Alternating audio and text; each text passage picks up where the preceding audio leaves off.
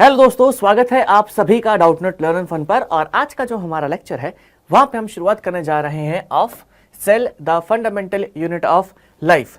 इस लेक्चर में आप लोगों को वन शॉट दिया जाएगा और एक ही लेक्चर के अंदर पूरा का पूरा हम लोग चैप्टर कवर कर देंगे। ओके जी, सो ज्यादा टाइम वेस्ट करेंगे नहीं। कुछ बच्चे हो सकता है हमें पहली बार देख रहे हो, तो हमारा नाम है विनय भैया और हम आपको बायोलॉजी पढ़ाएंगे, है ना। तो आपको जल्दी जल्दी अब बायोलॉजी के भी वन शॉट मिलते रहेंगे। ध्यान से देखना है, अच्छे तरीके से देखना है और हर एक चीज को बढ़िया तरीके से समझना है। ओके चलो जी सबसे पहले देखो बेसिक से स्टार्ट करेंगे और कोई मतलब जल्दबाजी नहीं है, आराम से, मतलब आपको पता भी नहीं लगेगा चैप्टर कब फिनिश हो गया। ठीक है, it will hardly take 1 hour and ये पूरा का पूरा पोर्शन फिनिश हो जाएगा। यहाँ पे क्या बोला गया है, सबसे पहले बेसिक सी बात कि डिस्कवरी वगैरह जो है वो शुरुआत उसकी हुई कैसे। तो रॉबर्ट हुक ने डिस्कवर किया था सेल को। अब बहुत सारे बच्चों के दिमाग में आ रहा होगा कि भैया अच्छा वो तो ठीक है, बट ये सेल असल में है क्या, मतलब ये किस चीज का नाम है, क्या नहीं है, क्या क्या चीजें होती हैं, सेल है क्या। ठीक है, तो उसके बारे में हम पता लगाएंगे। बट ये बात आप लोगों के लिए इंपॉर्टेंट है कि सेल की डिस्कवरी किसने करी थी। तो रॉबर्ट हुक ने डिस्कवर किया था सेल को कब, 1665 में। अब कैसे डिस्कवर किया था, क्या इसके पीछे का मतलब राज था, क्या नहीं था, उसके ऊपर जरा डिस्कशन करना चाहेंगे हम। ठीक है, सो अब देखो हुआ क्या था कि इन्होंने सेल तो डिस्कवर किया था, बट बात यह है कि डिस्कवर किया कैसे था, उसके पीछे का एक बहुत बड़ा राज है। एंड वो क्या राज था, असल में क्या कहते हैं, रॉबर्ट हुक जो थे ना, इनके रूम में एक शैंपेन की बोतल रखी थी। जी हाँ, मतलब शैंपेन कह लो, कुछ कह लो, वाइन की बोतल कह लो। ठीक है, तो उनके रूम में वाइन की बोतल रखी थी। तो मतलब अब पता ही है, पार्टी शार्टी करते रहते हैं लोग, है ना, तो चिल माहौल के थे। सो इन्होंने क्या देखा कि इनकी जो वाइन की बोतल थी, वाइन की बोतल जो थी इनकी, ओके ऐसे, ठीक है, उसके ऊपर एक कॉर्क लगा हुआ है यहां पे ऐसे, इसके ऊपर क्या लगा हुआ है, कॉर्क लगा हुआ है। ठीक है, अब बच्चे पूछेंगे कि भैया ये कॉर्क क्या होता है, अभी इसके बारे में भी बता देते हैं। कॉर्क असल में हमारा एक कह सकते हो वुडी स्ट्रक्चर है। किससे बनता है कॉर्क, हमारा यहाँ पे मैंने मेंशन कर रखा है आगे, कोई बात नहीं, ये भी बता देता हूं। कॉर्क बनता है किससे, ये जो कॉर्क होता है, ठीक है, ये बनता है किससे, बार्क से। अब सवाल आ रहा होगा कि भैया बार्क क्या होता है। तो बार्क जो होता है, it is the outer most layer of the tree, outer most layer of tree. ठीक है, आप लोगों ने देखा होगा जो ट्री की सबसे आउटर मोस्ट लेयर होती है, जिसको हम कहते हैं पेड़ की छाल भी, ठीक है, जो ब्राउन कलर की होती है, सूखी सूखी सी होती है, तो उसी से हम क्या बनाते हैं, कॉर्क बनाते हैं। आपकी केमिस्ट्री लैब में कभी आप गए होंगे तो आपने देखा होगा कि केमिकल्स की बॉटल के ऊपर क्या कहते हैं, छोटा सा एक ऑरेंज कलर का या वुडी सा क्या कहते हैं स्ट्रक्चर लगा होता है, वो भी हमारा क्या कहलाता है, कॉर्क ही होता है। ठीक है, एक बार आप जाके देख सकते हैं, अगर कभी नहीं देखा तो आप स्कूल्स में जाकर के उसको भी देख सकते हो, तो वो कॉर्क होता है। अब इन्होंने क्या करा, इस कॉर्क का, ये जो बड़ा सा कॉर्क था, इन्होंने क्या करा, इसका एक पतला सा स्लाइस लिया। ठीक है, इसका एक जस्ट पतला सा, बहुत थिन सा स्लाइस लिया, बीच में से या साइड से कहीं से भी थिन सा स्लाइस ले लिया। अब उन्होंने उसको ऑब्जर्व किया कहां पे, माइक्रोस्कोप में। तो माइक्रोस्कोप में ऑब्जर्व किया तो उनको कुछ इस तरीके का स्ट्रक्चर दिखाई दिया। ठीक है, इस तरीके का स्ट्रक्चर दिखाई दिया, बीच में छोटे छोटे क्या कहते हैं, पोर्स से दिख रहे थे। ओके, या कह सकते हो लिटिल कंपार्टमेंट्स यहाँ पे देख रहे थे, यहाँ पे इनको क्या दिख रहे थे, छोटे छोटे कंपार्टमेंट्स, लिटिल कंपार्टमेंट्स वर विजिबल। ओके, और इन्हीं लिटिल कंपार्टमेंट्स को इन्होंने क्या बोला, इन्होंने इसको बोला सेल। तो लैटिन में क्या कहते हैं, देखो मैंने मेंशन भी किया है कि सेल जो होता है एक लैटिन वर्ड है जिसका मतलब क्या होता है, लिटिल रूम और लिटिल कंपार्टमेंट्स। तो उनको ऐसा स्ट्रक्चर दिखा जिसमें लिटिल रूम्स बन रहे थे, तो इन्होंने क्या टर्म दे दिया, सेल टर्म यहां पे दे दिया। ठीक है, कभी कभी हम लोगों से पूछा जाता है कि जो रॉबर्ट हुक को स्ट्रक्चर दिखा था माइक्रोस्कोप के अंदर, वो किससे मिलता जुलता था। तो it was similar to honeycomb. अगर आप मधुमक्खी का चित्रा देखेंगे, ठीक है, तो वो भी कुछ इसी तरीके का दिखता है। ओके, यहां पे भी अगर आप ध्यान से देखोगे तो यहां पे आप लोगों को छोटे छोटे लिटिल रूम्स दिख रहे हैं। तो somehow it was similar to honeycomb, और वी कैन से मधुमक्खी का जो छत्ता होता है उसको हनी कॉम्ब कहते हैं, तो उसके सिमिलर था। ओके, सेम हमारा जो पैटर्न था वो उनको देखने को मिला था किसके अंदर, कॉर्क को जब माइक्रोस्कोप में ऑब्जर्व किया था। एंड माइक्रोस्कोप अगर किसी को नहीं पता तो थोड़ी सी गलत बात है। ठीक है, माइक्रोस्कोप आप लोगों को आइडिया होना चाहिए, जो अपना इंस्ट्रूमेंट होता है, ठीक है, लैब में होता है, जो उसमें हम छोटी छोटी चीजें देख सकते हैं, फिजिक्स में भी आप पढ़ते हैं। सो माइक्रोस्कोप यानी कि जो छोटी चीजों को देखने में हेल्प करे। ओके, सो माइक्रोस्कोप की हेल्प से उन्होंने देखा था तो उनको ये स्ट्रक्चर दिखाई दिया and it was compared to honeycomb. तो ये छोटे छोटे रूम्स आप लोगों को जो दिख रहे हैं ये हमारे सेल्स थे। लेकिन अब एक बात है और वो काफी इंपॉर्टेंट बात है, ये जो बार्क की हम डिस्कशन कर रहे हैं, ये जो बार्क हम कह रहे हैं कि ट्री का आउटर मोस्ट लेयर है, असल में ये जो बार्क होता है इसके सेल्स जो हैं वो कैसे होते हैं, डेड होते हैं, यानी कि इसके अंदर कुछ भी अंदर नहीं होता है, एकदम खाली सेल्स होते हैं। अब एक दिमाग में चीज आ रही होगी, भैया लिविंग सेल और डेड सेल के बारे में कैसा पता कर सकते हैं या क्या डिफरेंसेस होते हैं, वो हम चैप्टर के अंदर आगे जानेंगे भी। लिविंग सेल के अंदर साइटोप्लाज्म वगैरह होता है, न्यूक्लियस वगैरह होता है। Now you will be like कि भैया ये न्यूक्लियस साइटोप्लाज्म क्या होता है, तो ये सब कुछ हम लोग चैप्टर के अंदर जानेंगे। अभी के लिए मान लो कि इन्होंने जो सेल डिस्कवर किए थे वो अंदर से एकदम खाली थे, ब्लैंक। वैसे हम लोग भी अंदर से खाली हो चुके हैं, खोखले हो चुके हैं, सो बट कोई बात नहीं, ठीक है। सो अंदर से डेड तो सभी हैं, वो बाहर से ही सब क्या कहते हैं, जिंदा है। तो ज्यादा डिप्रेसिंग तो नहीं हो गया, मैं नॉर्मली क्या कहते हैं बोल रहा हूँ, है ना। बीच बीच में थोड़ा थोड़ा ज्ञान, थोड़ा बहुत क्या कहते हैं पीजेस वगैरह मेरे आते रहेंगे, तो संभाल लेना। सो कॉर्क मतलब कह सकते हैं कॉर्क जिस मटेरियल से बनता है यानी कि बार्क से, तो उसके सेल्स कैसे होते हैं, डेड होते हैं। रॉबर्ट हुक ने सेल की डिस्कवरी जरूर करी थी, लेकिन इन्होंने सबसे पहले डेड सेल की डिस्कवरी करी थी। ओके, किसकी करी थी, डेड सेल की डिस्कवरी करी थी। अब आप लोगों के सामने क्वेश्चन ये बनता है कि अगर रॉबर्ट हुक ने डेड सेल की डिस्कवरी करी तो लिविंग सेल की डिस्कवरी फिर किसने करी, मतलब बात ये है ना, ठीक है। तो लिविंग सेल को डिस्कवर किया था किसने, लिविंग सेल को कहां गए हमारे साइंटिस्ट भैया जी, ल्यूवेनहॉक कहां गए, हाँ जी आइए ल्यूवेनहॉक ये रहे। सो देखो cells were first discovered by Robert Hooke in 1665, ठीक है, बट जो लिविंग सेल था it was first discovered by Leeuwenhoek in 1674। तो 1674 के अंदर एक साइंटिस्ट थे एंटोन वॉन ल्यूवेनहॉक, इन्होंने 1674 में डिस्कवर किया था लिविंग सेल। आपको पूरी कहानी याद रखने की जरूरत नहीं है, बस ये याद रखना चाहिए कि किसने डेड सेल डिस्कवर किया, किसने लिविंग सेल डिस्कवर किया। लिविंग सेल कैसे डिस्कवर किया था, या अभी के लिए आप डेड और लिविंग में ऐसे भी डिफरेंस मान सकते हो। देखो डेड सेल्स के अंदर कोई मूवमेंट नहीं होती, ठीक है, तो मतलब उसमें जब सेल देखा तो उसके जो अंदर सब्सटेंसेस थे उसमें कोई मूवमेंट वगैरह थी नहीं, खाली भी थे, कोई साइटोप्लाज्म वगैरह नहीं था। इन्होंने क्या करा, हमारे जो एंटोन वॉन ल्यूवेनहॉक थे, इन्होंने क्या करा, पॉन्ड वाटर था, ठीक है, इस पॉन्ड वाटर को लिया। अच्छा, अब पॉन्ड वाटर यानी कि आसपास कोई तालाब का पानी, उसको लिया, उसको माइक्रोस्कोप में देखा, और माइक्रोस्कोप में जब ऑब्जर्व किया तो उनके अंदर उसको कुछ मूव करते हुए मतलब सेल्स वगैरह दिखाई दिए। तो that's how Leeuwenhoek discovered living cells, ठीक है।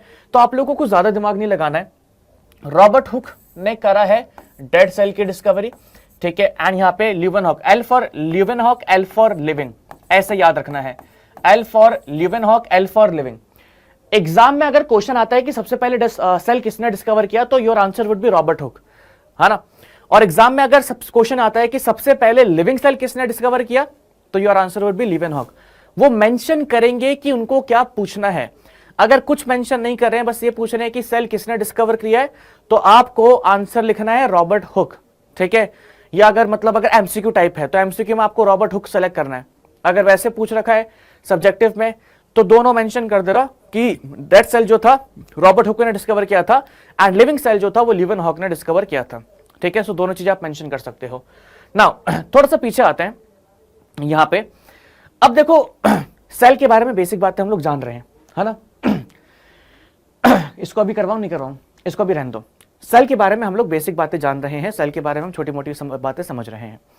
ओके, अब होता क्या है ना कि थोड़ा साइंटिस्ट लोगों को जब सेल के बारे में पता लगा कि अच्छा सेल ऐसा है ऐसा नहीं है, कुछ उसके बारे में आइडिया पता लगा, तो उन्होंने सेल के रिगार्डिंग कुछ थ्योरीज देना शुरू करा, ठीक है। क्योंकि अब लिविंग सेल के बारे में पता लग गया था, डेड सेल के बारे में पता लग गया था, सो अब उन्होंने कुछ थ्योरीज वगैरह जो है उसके रिगार्डिंग देना स्टार्ट करा। सो यहाँ पे हमारी सबसे पहले आप लोगों को दिख रही है सेल थ्योरी। तो सेल थ्योरी में क्या बोला गया था, सबसे पहले all plants and animals are composed of cells. जितने भी प्लांट्स और एनिमल्स हैं, या आप इसको आसान भाषा में ऐसे भी कह सकते हैं कि लिविंग ऑर्गेनिजम्स जो होते हैं, living organisms, okay, they are composed of cells. Organisms जो हैं they are composed of cell, पहला पॉइंट। कोई भी लिविंग ऑर्गेनिज्म होगा, कोई भी, ओके, वो किसके अंदर, उसके अंदर क्या देखने को मिलेंगे, सेल्स देखने को मिलेंगे। अच्छा जी ठीक है, चाहे लिविंग हो डेड सेल्स हो, बट देखने को डेफिनेटली मिलेंगे। जैसे प्लांट के अंदर हम लोगों को दोनों तरीके के सेल्स देखने को मिलते हैं, living as well as dead. ठीक है, दूसरा पॉइंट यहां पे क्या है, the cell is the basic unit of life. Life की सबसे स्मॉलेस्ट, सबसे फंडामेंटल, सबसे बेसिक यूनिट जो है वो सेल है, यानी कि सबसे पहले लाइफ एक सेल में अराइज हुई थी। ठीक है, तो सेल क्या है, बेसिक यूनिट है किसका, जीवन की मतलब बेसिक यूनिट है। मतलब होता है ना कि जिस पॉइंट से हम लोग शुरुआत करते हैं that is the basic unit. ठीक है, तो it is a very basic unit, सबसे सिंपल ऑर्गेनाइजेशन होता है। जब सेल्स कंबाइन करते हैं तो टिश्यू बनता है, फिर टिश्यू से बॉडी वगैरह बनती है, मतलब but cell is the basic unit जिसके अंदर एक लाइफ को, एक जीवन को देखा गया है। अच्छा जी, ये दोनों पॉइंट्स जो थे it was given by scientist Schleiden and Schwann. Okay, तो ये दोनों पॉइंट्स, देखो ये चीजें ना बताते नहीं है तो इसलिए मैं स्पेसिफिकली अलग से मेंशन कर रहा हूं। सेल थ्योरी में आप लोगों को हर एक कोई बताएगा कि हाँ भाई इसमें 3 पॉइंट्स दिए जाते हैं। ठीक है, ये 3 पॉइंट्स है कि living organisms are composed of cell, cell जो होता है basic unit of life, and last point is all cells arise करते हैं फ्रॉम प्री एग्जिस्टिंग सेल्स। ये आपको बता देंगे, लेकिन थोड़ा सा स्पेसिफिक होना कुछ कुछ जगहों पे इंपॉर्टेंट है। जैसे कि शेल्डन ने एंड स्वान ने ऊपर वाले दोनों पॉइंट्स दिए थे। हमारे एक साइंटिस्ट आए थे रुडोल्फ वर्काउ।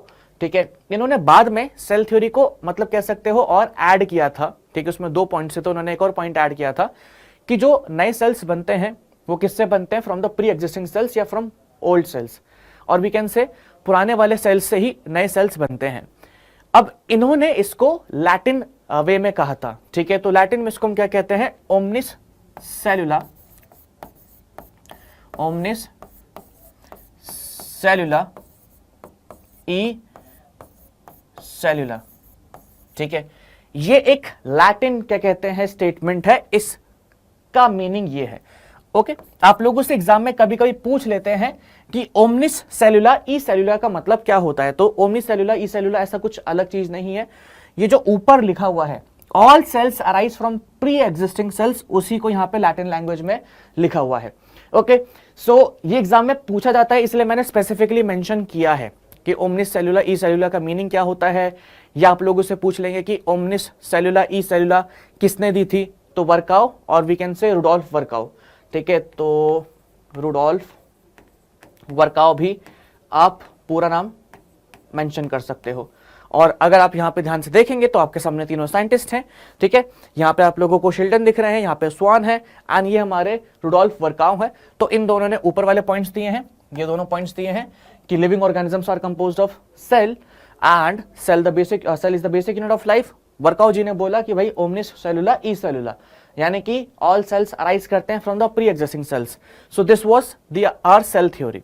इसके ऊपर भी क्वेश्चंस आते हैं, तो एक इंपॉर्टेंट कॉन्सेप्ट है, इसको ध्यान में रखिएगा। और मुझे ये बात भी पता है कि आप लोगों को ये बात समझ में आ गई है, तो ज्यादा टाइम वेस्ट करेंगे नहीं और बढ़ते हैं आगे की तरफ फटाफट। नाउ अब ये बात हो गई थी हमारी कि क्या क्या डिस्कवरीज थी, रॉबर्ट हुक ने क्या करा था एंड लीवेनहॉक ने क्या करा था। थोड़ा सा और चीजों को आगे लेके चलते हैं। अच्छा, जैसे मैं कह रहा था कि अगर आप लोगों ने कभी माइक्रोस्कोप नहीं देखा है तो यहां पे मैंने माइक्रोस्कोप की वीडियो लगा रखी है। ये देखो, मतलब ये माइक्रोस्कोप थोड़ा पुराने जमाने का है। ठीक है, अब माइक्रोस्कोप थोड़े इवॉल्व हो गए हैं, अब आप लोगों को नए माइक्रोस्कोप देखने को मिलेंगे, बट पहले कुछ इस तरीके के माइक्रोस्कोप्स देखने को मिलते थे। जाहिर सी बात है कि अब कुछ नए माइक्रोस्कोप्स आ गए हैं, लाइट्स वगैरह भी क्या कहते हैं, लाइट माइक्रोस्कोप भी आ चुके हैं, बट ओल्ड टाइम्स में इस तरीके के माइक्रोस्कोप आते थे। ओके, हो सकता है कुछ बच्चों के घर पे भी हो। नाउ अब कुछ और डिस्कवरीज के बारे में बात कर लेते हैं। रॉबर्ट ब्राउन जो थे 1831 में इन्होंने डिस्कवर किया था क्या, न्यूक्लियस इन द सेल। अच्छा, अब न्यूक्लियस क्या होता है, बहुत सिंपल भाषा में ऐसे बोलेंगे हम कि आपकी बॉडी के अंदर एक पार्ट है या एक ऐसा स्ट्रक्चर है जो आपकी पूरी बॉडी को कंट्रोल करता है या पूरी बॉडी को मतलब संभाल के रखता है, कोऑर्डिनेट करके रखता है ना। नहीं, वो दिल नहीं है। ठीक है, वो आपकी एक्स भी नहीं है, दूसरा कोई लड़की भी नहीं है, आपका दिमाग है। आपकी पूरी बॉडी को बैलेंस करके रखता है। आपका way of thinking, way of speaking, movements, हर कोई कौन कंट्रोल करता है, ब्रेन कंट्रोल करता है। उसी तरीके से सेल के अंदर भी एक स्ट्रक्चर होता है, ठीक है, जिसको हम क्या कहते हैं, जिसको हम न्यूक्लियस कहते हैं। It was discovered by Robert brown. इस न्यूक्लियस का स्ट्रक्चर भी मैं आप लोगों को डिटेल में समझाऊंगा। देखो, सेल को ना इस तरीके से इमेजिन करो जैसे कि मेरी मतलब एक बॉडी हो। ठीक है, एक बॉडी के अंदर क्या होता है, ब्रेन होता है, ठीक है, ऑर्गन्स होते हैं, हार्ट है, लंग्स हैं, बाकी सारे स्ट्रक्चर्स हैं। ब्रेन हमारा मेन ऑर्गन है जो कि सारे के सारे ऑर्गन्स को कंट्रोल कर रहा है। उसी तरीके से सेल जो है उसके अंदर एक मेन ऑर्गन है, दैट इज न्यूक्लियस। न्यूक्लियस के अलावा उसके अंदर और भी सारी चीजें होती हैं, जैसे कि अपना क्या कहते हैं मतलब एंडोप्लाज्मिक रेक्टिकुलम, गोल्जी अपैरेटस, ठीक है, राइबोसोम्स वगैरह और भी सारी चीजें होती हैं। बट न्यूक्लियस जो है it is the major coordinating centre या एक मेन ऑर्गेनेली है।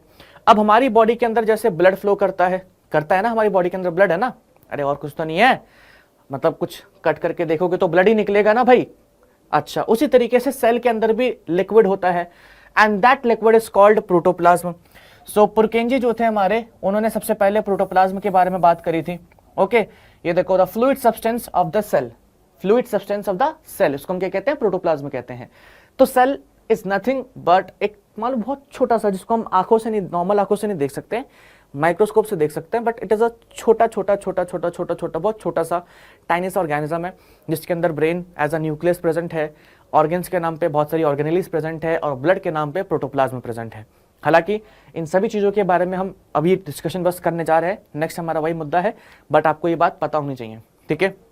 सो रॉबर्ट ब्राउन ने 1831 में क्या कहते हैं, क्या करा, न्यूक्लियस को डिस्कवर किया एंड पुरकेंजी ने क्या करा, प्रोटोप्लाज्म को डिस्कवर किया, कह सकते हो, प्रोटोप्लाज्म नाम दिया था। आपको ये याद रखने की जरूरत नहीं है, ईयर इंपॉर्टेंट नहीं है, यहाँ पे भी ईयर इंपॉर्टेंट नहीं है। ओके, ईयर सिर्फ इंपॉर्टेंट इस केस में था, इस वाले केस में ईयर इंपॉर्टेंट था 1665, यहाँ पे भी ईयर इंपॉर्टेंट नहीं है। सो अगर आपको याद रखना है तो आप याद रख सकते हैं, बट ये मेरे हिसाब से या मेरे अकॉर्डिंगली इंपॉर्टेंट नहीं है, क्योंकि एग्जाम में आता नहीं है। ओके, चलो जी, बढ़ते हैं आगे की तरफ। नेक्स्ट यहाँ पे हमने क्या बात करनी है, अब टाइप्स ऑफ ऑर्गेनिजम्स के बारे में बात करते हैं। टाइप्स ऑफ ऑर्गेनिज्म किस बेसिस पे, कि वो कितने सेल से मिलकर के बने हैं। तो दो ही टाइप हो सकते हैं, या कोई और ऐसा ऑर्गेनिज्म हो जो कैसे बना हो, यूनिसेल्युलर हो, ठीक है। यूनिसेल्युलर का मतलब क्या है, कि वो सिंगल सेल से बना हो, सिंगल सेल से बना हो, ठीक है, या एक से ज्यादा सेल का बना हो। अब एक से ज्यादा सेल में तो ऐसे फिर 2 3 4 5 बहुत सारे आ जाएंगे, है ना, उसको तो हम काउंट नहीं कर सकते। चलो आप 50 सेल काउंट कर लोगे, 100 कर लोगे, उसके बाद कैसे काउंट करोगे, उसके बाद तो काउंट नहीं कर सकते। हाँ जी, सॉरी, थोड़ा सा कभी कभी हो जाता है। सो यूनिसेल्युलर के अंदर हम लोगों को कहते हैं, अगर कोई ऑर्गेनिज्म सिंगल सेल का बना है या एक सेल का बना है, ठीक है, तो उसको हम यूनिसेल्युलर ऑर्गेनिज्म कहते हैं। मतलब आपको भी रिप्रेजेंट किया जा सकता है एज यू आर सिंगल, तो you can be called a unicellular living being, but body में बहुत सारे सेल्स है, इसलिए यूनिसेल्युलर भी नहीं कह सकते। अच्छा, दूसरी कंडीशन होती है multi cellular. Okay, multi cellular वो कंडीशन होती है जब बॉडी के अंदर बहुत सारे सेल्स हम लोगों को देखने को मिलते हैं, या बॉडी इज कंपोज्ड ऑफ, ठीक है, composed of many cells, many cells. Okay, जैसे कि ह्यूमन हो गया, डॉग हो गया। एंड यूनिसेल्युलर के केस में सिंगल सेल, जैसे कि यहाँ पे एग्जांपल देख रहे हैं आप, ये जो ऊपर आप लोगों को एग्जांपल दिख रहा है, दिस इज अमीबा, ठीक है, एंड नीचे आप लोगों को जो ऑर्गेनिज्म दिख रहा है, दिस इज पैरामीशियम। ये सिर्फ एक ही क्या कहते हैं, पैरामीशियम। ये सिर्फ सिंगल सेल के ऑर्गेनिजम्स हैं, इसके अंदर एक से ज्यादा सेल होते ही नहीं है। ओके, अच्छा, अब कुछ इंपॉर्टेंट बात है। अगर कोई इंसान सिंगल है आपकी तरह, तो उससे कोई पूछता नहीं है कि क्या कर रहे हो बाबू, सब ठीक है, कैसा गया आज का दिन, है ना।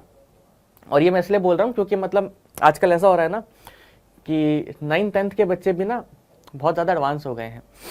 हालांकि हमें तो ये कुछ आइडिया था भी नहीं अपने टाइम में, बट आप लोगों से कोई पूछता नहीं है, कुछ वो नहीं करता, ठीक है, मम्मी ध्यान रखती है घर वालों के, अपार्ट फ्रॉम क्या कहते हैं, मतलब वो क्या कहते हैं, होम, बाकी कोई पूछने वाला है नहीं, है ना। तो सारी चीज़ों का ध्यान खुद से रखना पड़ता है। अच्छा चलो ठीक है, इसको एक और एग्जांपल से समझते हैं कि मान लीजिए कि आपके घर में 4-5 लोग हैं, ठीक है। अब घर वालों को जाना है नानी के पास। मैं ये स्टोरी हमेशा क्या कहते हैं बच्चों को सुनाता हूँ। तो मान लो कि गर्मियों की छुट्टी में होता है ना कि नानी के पास जाना है, ये करना है, वो करना है। समहाउ घर वाले जो हैं नानी के पास चलेगा और आपका मन नहीं था तो आप घर में रहे, ठीक है। तो 2-3 दिन आप घर में रहे। अब 2-3 दिन घर में रहोगे, ठीक है, तो खुद ही इसके मतलब अगर ढंग से साफ सफाई से रहोगे, 3 दिन नहीं नहाओगे तो अलग बात है, बट अगर 2-3 दिन घर में रहोगे तो रोज नहाओगे तो कपड़े वपड़े धोने पड़ेंगे, है ना। खुद के लिए थोड़ा बहुत खाना के नाम पे मैगी बनानी पड़ेगी, बाकी हो सकता है मम्मी पड़ोस वाली आंटी को बोल के चले जाए। बट कहीं ना कहीं अगर आप अकेले रहते हैं, ठीक है, तो सेल्फ डिपेंडेंसी आ जाती है या इंडिपेंडेंसी आ जाती है, सिंपल सी बात बोले, ठीक है। तो हम इंडिपेंडेंट हो जाते हैं कि भैया चलो, इंडिपेंडेंट भी नहीं बोल सकते, ठीक है, वी आर मतलब होता है ना कि खुद से सारा काम कर सकते हैं, ठीक है। So we are self dependent, हम एक दूसरे के ऊपर क्या कहते हैं, वो नहीं होना पड़ता है, तो हम सारा काम खुद से करते हैं जब हम क्या कहते हैं, अकेले होते हैं। मल्टीसेलुलर ऑर्गेनिजम्स के अंदर different type of cells present हैं, वो different type of cells perform कर सकते हैं डिफरेंट टाइप ऑफ फंक्शंस। सो यहाँ पे क्योंकि अलग अलग तरीके के सेल्स हैं जो अलग अलग तरीके के फंक्शंस कर सकते हैं, तो यहाँ पे काम बटा हुआ है, ठीक है। या आप इसको कैसे समझिए, अब वहीं पे जब मम्मी वापस आ जाती हैं या पूरी फैमिली वापस आ जाती है नानी के घर से, तो अब ये होता है ना कि मम्मी खाना बनाती है, पापा बाहर का काम कर रहे हैं, या मम्मी ने बाहर का काम कर लिया, पापा ने कभी खाने में हेल्प कर दी, बहन ने बर्तन धो लिए, आपने कुछ, आप तो कुछ करोगे नहीं, है ना, लाट साहब वो, तो आपने कुछ कर लिया, ठीक है। कभी कभी बहन भी हो जाती है हमारी ऐसी लाट साहब, तो हमें सारा काम करना पड़ता है। तो मल्टी सेलुलर के केस में क्या होता है कि काम बटा होता है कि अच्छा इस सेल को ये काम करना है, इस सेल को ये काम करना है, इस सेल को ये काम करना है। सो यहां पे क्या देखने को मिलता है, डिवीजन ऑफ लेबर। क्या देखने को मिलता है, डिवीजन ऑफ लेबर, यानी कि काम का यहां पे बंटवारा हो रखा होता है कि ये काम हम करेंगे, ये काम आप करेंगे, तो यहां पे डिवीजन ऑफ लेबर देखने को मिलता है। हालांकि अगर हम यूनिसेल्युलर की बात करें तो यहां पे जैसे मैंने बोला सेल्फ डिपेंडेंसी है, तो यहां पे there is no division of labour, एक ही सेल को सारा का सारा काम करना पड़ता है, चाहे कुछ हो, बॉडी का कोई फंक्शन हो, डाइजेशन का, एक्सक्रीशन का, कुछ भी फंक्शन हो, ठीक है, सारा का सारा काम एक सेल करेगा यहाँ पे, जबकि काम हमारे बटे हुए हैं, ठीक है। हमारे पास खाना डाइजेस्ट करने के लिए एलिमेंट्री कैनाल है, सांस लेने के लिए क्या कहते हैं, लंग्स हैं। एक सिंगल सेल के पास क्या ही होगा, कुछ नहीं होगा, एक ही सेल के थ्रू सारी चीजें होती हैं, ठीक है, बहुत बढ़िया। अच्छा, अब यहाँ पे भी आप लोग देख सकते हैं, ये भी कुछ एग्जांपल्स हैं, जैसे कि यहाँ पे हमारा एक एल्गे आप लोगों को दिख रहा है, दिस इज क्लामाइडोमोनास, और यहाँ पे आप लोगों को मशरूम्स दिख रहे हैं। ये एग्जांपल्स है किसके, ऑफ मल्टीसेलुलर एनिमल्स, ये हमारे यूनिसेलुलर है, ठीक है, या मल्टीसेलुलर ऑर्गेनिजम्स कह सकते हैं।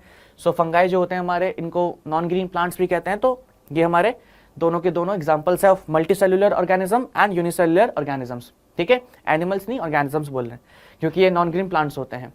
अच्छा, अब थोड़ा सा चलते हैं आगे की तरफ।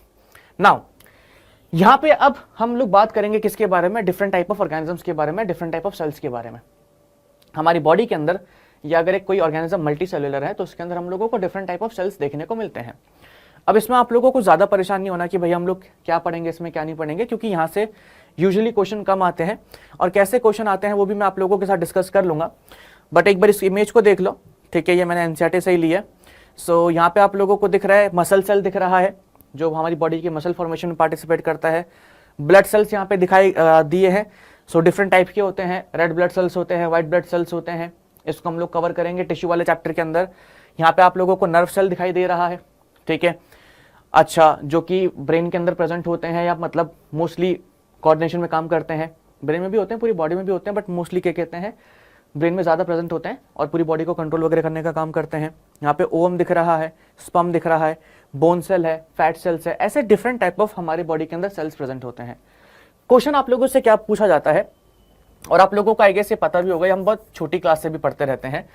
हम लोगों से पूछा जाता है कि भैया लार्जेस्ट सेल कौन सा है, ठीक है, लार्जेस्ट सेल। तो एग जो होता है ऑस्ट्रिच का, एग ऑफ एन ऑस्ट्रिच जो है, ऑस्ट्रिच, ये लार्जेस्ट सेल कहलाता है। ये क्या कहलाता है, लार्जेस्ट सेल कहलाता है। अच्छा, आप लोगों से पूछ लेते हैं कि लॉन्गेस्ट सेल जो है, लॉन्गेस्ट सेल, ठीक है, वो कौन सा है। तो जो न्यूरॉन होता है, न्यूरॉन या नर्व सेल जो यहां पे आप लोगों को दिख रहा है, it is the longest cell, ठीक है। अच्छा, और आप लोगों से सवाल क्या पूछे जाते हैं, आपसे पूछ लेते हैं कि ह्यूमन बॉडी के अंदर, ह्यूमन के अंदर स्मॉलेस्ट कौन सा है, स्मॉलेस्ट सेल, ठीक है। तो ये जो स्पर्म आप लोगों को दिख रहे हैं यहाँ पे, स्पर्म, ये स्मॉलेस्ट सेल होता है। आप लोगों ने क्लास 8th में चैप्टर पढ़ा होगा रिप्रोडक्शन, ठीक है, वहां पे आप लोगों ने स्पर्म के बारे में और एग के बारे में या ओवम के बारे में डिस्कशन किया होगा। लार्जेस्ट जो होता है वो कौन सा होता है, वो होता है ओवम, ठीक है। सो यहाँ पे आप देख भी सकते हैं। अच्छा जी, तो ये हमारे डिफरेंट टाइप ऑफ सेल्स है। इसके ऊपर क्वेश्चंस आना आजकल मतलब काफी कम हो गए हैं। अब कोई नहीं पूछता है कि लार्जेस्ट सेल कौन सा, स्मॉलेस्ट सेल कौन सा है, सही बता रहा हूँ, क्योंकि उनको लगता है कि ये बहुत छोटी सी चीज है, ठीक है, एंड मतलब इतनी इंपॉर्टेंट है भी नहीं, बट एटलीस्ट इसके ऊपर एक नज़र डाल लेना। ये 3-4 कुछ चीज़ें पता होनी चाहिए कि लार्जेस्ट कौन सा, स्मॉलेस्ट कौन सा है, लॉन्गेस्ट कौन सा है और सबसे बड़ा सेल कौन सा है। स्मॉलेस्ट की अगर बात करूँ तो हमारे एक ऑर्गेनिजम्स होते हैं, मतलब मैं मेंशन करना चाह नहीं रहा था बट ठीक है, कुछ बच्चे बोलेंगे भैया सबसे स्मॉलेस्ट भी बता दो।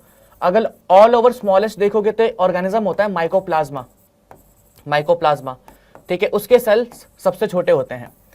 माइकोप्लाज्मा एक ऑर्गेनिज्म है, ओके, उसके सेल से उसका साइज सबसे छोटा होता है। चलो जी, बहुत बढ़िया। अब आगे की तरफ आते हैं। अब जैसे कि हम बात कर रहे थे कि भैया सेल जो होता है हमको समझ में आ चुका है, ठीक है, हमारी बॉडी के अंदर सेल है, हमको ये पता लग चुका है, ठीक है, कोई भी प्लांट है, कोई भी एनिमल है, उन सब की बॉडी के अंदर सेल है। बट भैया ये तो बताओ कि अब सेल के अंदर होता क्या है, क्या नहीं होता है, उसके बारे में हम लोगों को डिस्कशन करना है। तो अब हमारा यहां से एक फाइनल डिस्कशन शुरू होगा।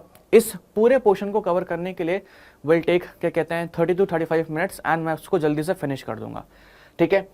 Plasma membrane, cell wall, nucleus, cytoplasm और सेल ऑर्गेनेली, ये 5 चीजें हम लोगों को पढ़नी है।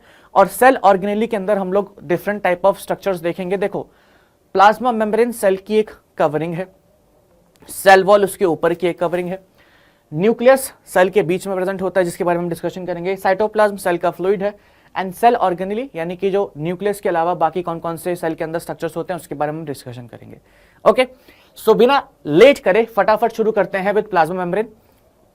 जितने भी सेल होते हैं हमारे, they are all surrounded by a covering, जिसको हम क्या कहते हैं, प्लाज्मा मेम्ब्रेन, ठीक है।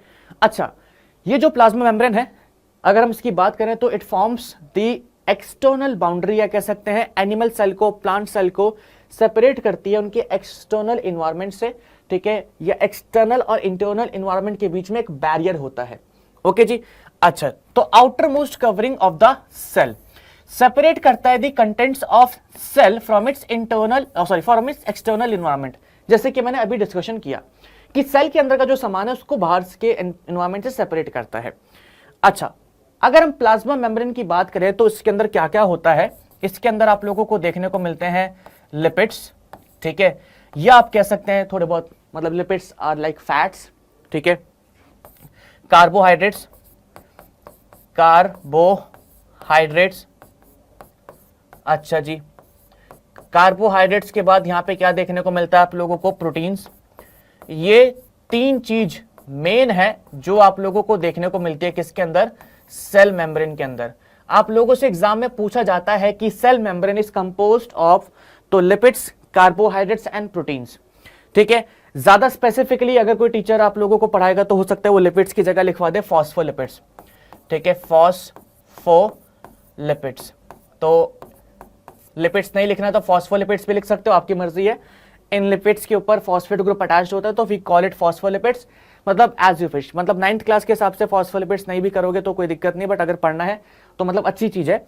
तो मैं आप लोगों को लिपिड्स की जगह एक काम करता हूं, फॉस्फोलिपिड्स से लिखवा देता हूं, ठीक है। फॉस्फोलिपिड्स,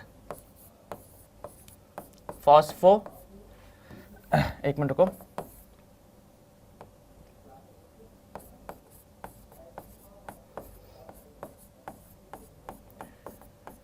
ठीक है, तो फॉस्फोलिपिड्स है ना। कुछ नहीं है, एक तरीके के फैटी है जिसके साथ फॉस्फेट ग्रुप अटैच्ड है। तो इन तीनों चीजों से मिलकर के हमारा बना होता है क्या, अपना प्लाज्मा मेम्ब्रेन। प्लाज्मा मेम्ब्रेन की एक खास बात है, वो खास बात क्या है कि प्लाज्मा मेम्ब्रेन ये एक सेलेक्टिवली परमेबल मेम्ब्रेन है। अब आपके दिमाग में आ रहा होगा कि भैया सेलेक्टिवली परमेबल का मतलब क्या होता है, ये क्या है, एक सेलेक्टिवली परमेबल मेम्ब्रेन है। What is selectively permeable? देखो, सेलेक्ट करके परमिएट करना या सेलेक्ट करके परमेबल, परमेबल का मतलब होता है पास होना, सेलेक्टिवली यानी कि कुछ सेलेक्टेड चीजों को पास होने देना। एक तो हो गया कि परमेबल, ठीक है, कि जो भी आ रहा है मतलब पूरा पास हो रहा है। सेमी परमेबल, जो चीजें आ रही है उसमें से आधी चीजें पास हो सकती हैं। सेलेक्टिवली परमेबल यानी कि आपको डिसाइड करना है कि क्या पास होने देना है या नहीं होने देना है। तो हमारा जो प्लाज्मा मेम्ब्रेन होता है उसके पास ये क्वालिटी है या उसके पास ये नेचर है कि वो अलाउ करती है या परमिट करती है एंट्री किसकी, of some materials in and out of the cell. कुछ मटेरियल्स को अंदर और बाहर क्या कहते हैं उसकी एंट्री एग्जिट का कंट्रोल करती है। ऐसा नहीं कि सबको, तो कुछ मटेरियल्स को, सेलेक्टेड मटेरियल्स को, इसलिए इसको हम क्या कहते हैं, सेलेक्टिवली परमीबल कहते हैं। ओके, एंड प्रिवेंट्स करते हैं मूवमेंट ऑफ अदर मॉलिक्यूल्स, और दूसरे मॉलिक्यूल्स की मूवमेंट को प्रिवेंट करता है। That's why we call plasma membrane क्या, a selectively permeable membrane। It is very important, इसको याद रखना है कि प्लाज्मा मेम्ब्रेन का नेचर कैसा है, सेलेक्टिवली परमीबल है। कल को एग्जाम में आप लोगों से पूछा जा सकता है कि क्यों सेलेक्टिवली परमीबल है, तो यू शुड आंसर दिस कि इट अलाउज और permit the entry of and exit of some molecules in and out of the cell. ठीक है, सो इस बात को याद रखना है बहुत अच्छे तरीके से। बढ़ते हैं आगे की तरफ। How does movement of substances takes place in and out of the cell. अच्छा, अब हम बोल रहे हैं कि प्लाज्मा मेम्ब्रेन के अंदर कोई चीजें आ सकती है, कुछ चीजें जा सकती हैं। ठीक है, पता नहीं मेरे को क्यों याद आ रहा है, चलो छोड़ो कोई बात नहीं। हाँ, तो कुछ चीजें अंदर आ सकती है, कुछ चीजें बाहर जा सकती है। सो बेसिकली अब सवाल होता है कि कैसे, मतलब how this movement take place. तो यहां पे हमारे दो फंडे हैं। ठीक है, उस फंडे को समझाने से पहले एक छोटा सा एक्सपेरिमेंट है जो आप लोगों की एनसीईआरटी में भी दे रखा है। इस एक्सपेरिमेंट को देखते हैं। यहां पे आप लोगों को मैंने एक दिखा रखा है, एक एग का ना एक्सपेरिमेंट होता है। तो एग के ऊपर क्या होता है कि जो अपना एग, ठीक है, तो आई नो सावन वगैरह चल रहे हैं, ठीक है, तो मतलब ऐसी नॉनवेज चीजों का नाम नहीं लेना चाहिए, बट एक्सपेरिमेंट है, खा नहीं रहे, विजुअलाइज कर रहे हैं। तो ये एग जो होता है, इसके ऊपर कैल्शियम का शेल होता है। आप इसको क्या कर सकते हैं, आप इसको डाइल्यूट एसिड में डाल सकते हैं, HCl में, या विनेगर वगैरह में डाल सकते हैं। उससे क्या होगा, जो एग है उसका शेल, मतलब उसका जो कैल्शियम का शेल है वो हट जाएगा। हटने के बाद ना एक व्हाइट कलर की एक बहुत ट्रांसपेरेंट सी कवरिंग रह जाती है एग के ऊपर, और जो ये कवरिंग रह जाती है ना, दिस इज सेमी परमेबल। ये कैसी होती है, सेमी परमेबल। ठीक है, या आप कह सकते हो सेलेक्टिवली परमेबल भी होती है, बट सेमी परमेबल मान लेते हैं। ठीक है, अब आप बोलेंगे भाई आप तो सेलेक्टिवली परमेबल कह रहे थे, यहाँ पे सेमी परमेबल है, कोई बात नहीं। ठीक है, चलो सेलेक्टिवली कह लो। ठीक है, तुम्हारे उसके लिए कंफ्यूजन हो तो उसको भी हम कह देते हैं दिस इज सेलेक्टिवली परमेबल, मान लेते हैं। ठीक है, मान लेते हैं, अभी के लिए मान लेते हैं। अब होता क्या है कि आपने क्या करा, इसका पहले शेल डिसॉल्व कर दिया। ये आपके सामने एकदम बढ़िया एग है, बढ़िया तरीके से, कोई इसमें दिक्कत है नहीं। अब आपने इसको प्लेस करा किसके अंदर, अब आपने इसको प्लेस करा बेसिकली सॉल्ट सोल्यूशन के अंदर। किसके अंदर, सॉल्ट सोल्यूशन के अंदर या शुगर सोल्यूशन के अंदर, जैसे आपका मन करे उसमें प्लेस कर दिया। तो आप देख रहे हैं कि ये जो एग है ये श्रिंक कर चुका है। अब सवाल उठता है कि भैया ये एग श्रिंक क्यों करा, या ऐसा क्या हुआ कि ये एग श्रिंक कर गया है। दिख रहा है अच्छे तरीके से, इसको हमने प्लेस करा किसके अंदर, सॉल्ट सोल्यूशन के अंदर। तो अब ये एग धीरे धीरे करके श्रिंक हो गया है। तो अब ये क्या हो रहा है, कहीं ना कहीं सेल के अंदर से चीजें बाहर गई हैं। तो ये चीजों का जो मूवमेंट हो रहा है into and out of the cell, ये कैसे हो रहा है, इसको जरा मैं समझाता हूं। और उसको समझाने के लिए मेरे पास ना काफी अच्छी सी वीडियो है। ओके, अच्छा, आप लोगों ने सभी ने, मेरे को लगता है कि सिंघम देखी होगी, है ना, मतलब बहुत अच्छी मूवी थी और उस टाइम काफी मतलब पॉपुलर भी हुई थी। तो उसी का मेरे पास एक वीडियो है। अब इस वीडियो से मैं क्या समझाना चाह रहा हूं उसको जरा समझने की कोशिश करना। मान लो कि ये गेट है, ठीक है, मान लो कि ये गेट है, मतलब चलो ठीक है, पहले वीडियो देखो, या मैं थोड़ा हिंट दे देता हूं। मान लो कि यहां पे एक गेट है, ठीक है, इस गेट के इधर 100 लोग खड़े हैं, इस गेट के इधर 50 लोग खड़े हैं। गेट किस तरफ खुलेगा ये देख लेते हैं। चलो जी, सो ठीक है, ये आप लोगों ने एक सीन देखा होगा जहां पे दया जो भैया है हमारे, वो दरवाजा तोड़ते हैं। ठीक है, अच्छा, बाहर देखो, बाहर मेरे ख्याल से पुलिस वालों कितने हैं उनकी गिनती भी नहीं हो सकती है, और अंदर कुछ क्या कहते हैं 40-50 लोग हैं। बाहर तो बहुत भीड़ थी। ठीक है, सो अब ये क्या एक्सप्लेन करना चाह रहा हूं मैं, या क्या समझाना चाह रहा हूं मैं, एक बार फिर से इसको देख लेते हैं तो आप लोगों को अच्छे तरीके से समझ में आ जाएगा। ठीक है, चलो, ये तुम सोच रहे होगे कि क्लास में हो क्या रहा है, पढ़ा रहे हैं, क्या कर रहे हैं, बट देखो एक बहुत इंपॉर्टेंट कॉन्सेप्ट मैंने समझाया है ना, और ऐसे समझा दिया मजे मजे में, कुछ नहीं है। तुमको ये पता लग गया कि अगर बाहर कुछ भी ज्यादा है तो वो अंदर आएगा, या कोई भी चीज अगर ज्यादा होती है, ठीक है, तो अगर मान लो इधर ज्यादा है तो उधर जाएंगे। ओके, अगर कोई चीज इधर ज्यादा है और इधर कम है तो इधर आएगी। तो यही है बस, सेल के अंदर चीजें ऐसे मूव करती हैं। ठीक है, from high concentration to low concentration, from high concentration to low concentration. चीजों का मूवमेंट भी ऐसे ही होता है, from high concentration to low concentration. इस बात का ध्यान हमेशा रखिएगा कि सेल के अंदर और बाहर चीजें मूव करने का जो रीजन है that is from high concentration to low concentration. अब इसको थोड़ा सा मैं डिटेल में समझाता हूं कि यहां पे हुआ क्या, इस सेल के साथ या इस एग के साथ हुआ क्या। देखो बेसिकली जब आप लोगों ने क्या कहते हैं उस एग को, या मान लेते हैं कि यहां पे भैया एग है, यहां पे एग है, इस एग के अंदर क्या है, वाटर बहुत ज्यादा है। ठीक है, इस एग के अंदर क्या है, वाटर बहुत ज्यादा है। अच्छा जी, आपको सॉल्यूट और सॉल्यूशन वाला कॉन्सेप्ट पता है? नहीं पता तो बताओ फटाफट, इसको मैं एक्सप्लेन करूं, कर ही देता हूं। सॉल्यूट प्लस में सॉल्वेंट, ये हमारे क्या बनते हैं, सॉल्यूशन बनते हैं। ये क्या बनते हैं, सॉल्यूशन बनते हैं। यहां पे कुछ लिखा तो नहीं है ना मैंने? हाँ सही है। अब देखो तीन तरीके के सॉल्यूशंस होते हैं। सॉल्यूट हमारा क्या होता है, सॉलिड पार्टिकल, सॉल्वेंट हमारा लिक्विड पार्टिकल, और उन दोनों से मिलकर के हमारा सॉल्यूशन बनता है। तीन तरीके के सॉल्यूशंस हमारे बनते हैं। अगर आप पहले सॉल्यूशन को देखेंगे तो यहां पे आप लोगों को सॉल्वेंट ब्लू कलर से दिखाया है, सॉल्यूट येलो कलर से दिखाया है। सो ऑलमोस्ट अगर आप देखोगे तो आपको जो नंबर ऑफ ब्लू डॉट्स हैं they are equal to number of yellow dots, और I can say number of solutes जो है वो बराबर है नंबर ऑफ सॉल्वेंट्स के। सो ऐसे सॉल्यूशन को हम क्या कहते हैं, ऐसे सॉल्यूशन को हम कहते हैं आइसोटोनिक सॉल्यूशन। आइसोटोनिक सॉल्यूशन यानी कि जब आपका solute and solvent equal amount में हो, सॉल्यूट और सॉल्वेंट जो है इक्वल अमाउंट में होता है, तो ऐसे सॉल्यूशन को हम क्या कहते हैं, आइसोटोनिक सॉल्यूशन। बगल वाली इमेज पे आओगे तो यहां पे आप लोगों को क्या दिखेगा कि जो सॉल्वेंट है उनका अमाउंट कम है, सॉल्यूट जो है उसका अमाउंट ज्यादा है। ठीक है, ऐसे को हम कहते हैं hypertonic solution, hypertonic solution. Third case पे अगर आप आओगे तो वहां पे आप लोगों को ब्लू डॉट्स तो बहुत ही ज्यादा दिख रहे हैं। सो यहां पे सॉल्वेंट जो है ये ज्यादा है, सॉल्यूट कम है, ऐसे सॉल्यूशन को हम कहते हैं हाइपोटोनिक सॉल्यूशन, हाइपोटोनिक सॉल्यूशन। ठीक है, अच्छा अब एक बार फिर से बता दूं, आइसोटोनिक वो कंडीशन है जहां पे सॉल्यूट और सॉल्वेंट बराबर है। हाइपरटोनिक कंडीशन वो है जहां पे सॉल्वेंट कम है, सॉल्यूट ज्यादा है। हाइपोटोनिक सॉल्यूशन कौन सा, जहां पे सॉल्वेंट ज्यादा है एंड सॉल्यूट कम है। अब बच्चे सोच रहे होंगे कि भैया इसको दिमाग में कैसे रखें या इसको याद कैसे रखें, तो आप लोगों को इसको याद रखना है किस बेसिस पे, इसको याद रखना है सॉल्यूट की कंसंट्रेशन के बेसिस पे। सॉल्यूट के बेसिस पे याद रखोगे तो हमेशा याद रहेगा। ठीक है, जैसे हाइपो का मतलब होता है, हाइपो का मतलब होता है लो। ठीक है, हाइपो मतलब कम, तो हाइपो मतलब लो सॉल्यूट। ठीक है, या लो सॉल्यूट तो हाइपोटोनिक। ठीक है, लो कंसंट्रेशन यानी कि यहां पे सॉल्यूट जो है कम है। हाइपरटोनिक, टॉनिक का मतलब होता है कंसंट्रेशन, हाइपर मतलब ज्यादा, ज्यादा कंसंट्रेशन। ज्यादा कंसंट्रेशन कब होगी, जब सॉल्यूट ज्यादा होगा। आइसो मतलब इक्वल, टॉनिक मतलब कंसंट्रेशन, तो बराबर कंसंट्रेशन यानी कि सॉल्यूट और सॉल्वेंट एक बराबर। ठीक है, हाइपर मतलब कंसंट्रेशन ज्यादा यानी कि सॉल्यूट ज्यादा। ओके, हाइपो मतलब कंसंट्रेशन कम, सॉरी हाइपो मतलब कम, टॉनिक मतलब कंसंट्रेशन, तो लो कंसंट्रेशन कब, जब सॉल्यूट कम। अच्छा ठीक है, तीन तरीके के सॉल्यूशंस होते हैं।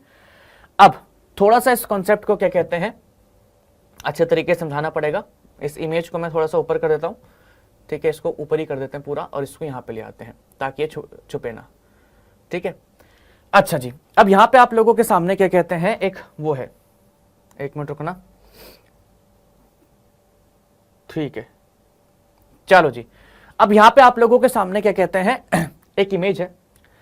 आप लोगों को कुछ यहां पे एक चीज फिगर आउट करनी है। क्या फिगर आउट करनी है, सबसे पहले एनिमल सेल है यहां पे। ठीक है, और यहां पे आप लोगों को क्या दिख रहा है, यहां पे आप लोगों को एनिमल सेल है और ये ऊपर यहां पे क्या लिखा है, हाइपोटोनिक सॉल्यूशन, सॉरी।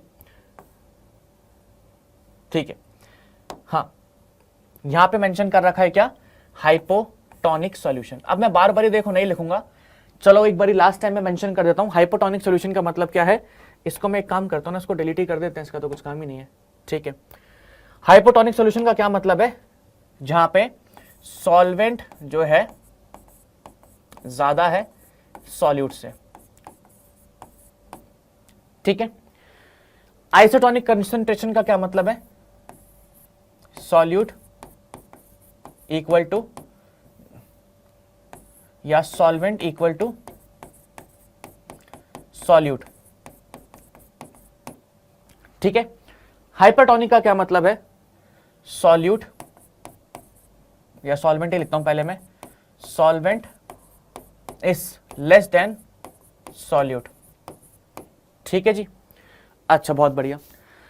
अब मान लो कि आप लोगों ने क्या करा, एक सेल को प्लेस करा हाइपोटोनिक सॉल्यूशन में। हाइपोटोनिक सॉल्यूशन यानी कि सॉल्वेंट ज्यादा है। सॉल्वेंट मान लेते जो हमारा यूनिवर्सल सॉल्वेंट होता है दैट इज वाटर, ठीक है। अभी के लिए मान लो कि यूनिवर्सल सॉल्वेंट जो है वाटर है, तो पानी बाहर ज्यादा है और सेल के अंदर कम है। तो अभी मैंने आप लोगों को बताया कि कोई भी चीज अगर ज्यादा होती है तो वो अंदर की तरफ मूव करती है, ज्यादा से कम की तरफ मूव करती है। तो हाइपोटोनिक सॉल्यूशन जहां पे सॉल्वेंट ज्यादा है, वहां से पानी जो है कहां पे घुसेगा, सेल के अंदर घुसेगा और सेल हमारा फूल जाएगा। लॉजिकल है, कोई दिक्कत तो नहीं। हाइपोटोनिक सॉल्यूशन यानी कि सेल वहां पे पानी बाहर ज्यादा है, और अगर पानी बाहर ज्यादा है तो वहां से पानी हमारा अंदर एंटर करेगा, सेल स्वेल कर जाएगा, ठीक है। आइसोटोनिक सॉल्यूशन के अगर आप आइसोटोनिक सॉल्यूशन के अंदर यानी कि आप सेल को प्लेस करते हो तो उस केस में क्या होगा, पानी अंदर आएगा, या कह सकते हो आप कह लो कि अंदर भी आ सकता है बाहर भी जाएगा, लेकिन एट द एंड सेम रहेगा, कोई चेंज देखने को नहीं मिलेगा। क्यों? क्योंकि आइसोटोनिक यहां पे सॉल्वेंट जो है इतना ही है कि मतलब जितना सेल के अंदर है, मतलब कह सकते हो कि जो हमारा सेल है ना उसके अंदर की कंसंट्रेशन और बाहर की जो सॉल्यूशन है उसकी कंसंट्रेशन एक बराबर है, आइसोटोनिक, ठीक है। ऐसा वहां पे बाहर की तरफ कुछ कम ज्यादा नहीं है, सेम कंसंट्रेशन है, एक बराबर है। वहीं पे अगर हम बात करें in case of this hypertonic solution, hypertonic solution यानी कि बाहर कंसंट्रेशन कैसी है, हाइपर का मतलब बाहर, कंसंट्रेशन कैसी है, ज्यादा है। ज्यादा कंसंट्रेशन यानी कि सॉल्यूट ज्यादा है और पानी कम है। अब बाहर पानी कम है, सेल के अंदर पानी ज्यादा है, तो सेल में से पानी कहां जाएगा, बाहर जाएगा, और सेल जो है हमारा क्या करेगा, श्रिंक कर जाएगा। क्या कर जाएगा, श्रिंक कर जाएगा। क्यों भाई, करेगा नहीं करेगा? मैंने हर जगह क्या कहते हैं यही कॉन्सेप्ट लगाया है कि from high concentration to low concentration, हर जगह ये कॉन्सेप्ट लगाया है, कुछ नहीं करा है, बस यही कॉन्सेप्ट है कि from high concentration to low concentration. And this movement of water from high concentration to low concentration, इसी को हम क्या कहते हैं, ऑस्मोसिस कहते हैं। इसी को हम क्या कहते हैं, ऑस्मोसिस बोला जाता है, ठीक है। या इसी को आप डिफ्यूजन भी बोल सकते हैं। बच्चे मेरे से पूछते हैं कि भैया ऑस्मोसिस एंड डिफ्यूजन में क्या फर्क है? ऑस्मोसिस और डिफ्यूजन में कुछ खास फर्क नहीं है। ऑस्मोसिस हम स्पेसिफिकली क्या कहते हैं, वाटर के लिए यूज करते हैं। ऑस्मोसिस की अगर मैं बात करूं तो specifically it is used for water, ठीक है। एंड डिफ्यूजन जो होता है वो सॉलिड पार्टिकल्स वगैरह के लिए भी यूज कर लेते हैं, गैस पार्टिकल्स के लिए भी यूज कर लेते हैं, ओके। सो डिफ्यूजन जो होता है किसके लिए, solute and gas particles, but as such कुछ खास डिफरेंस नहीं है।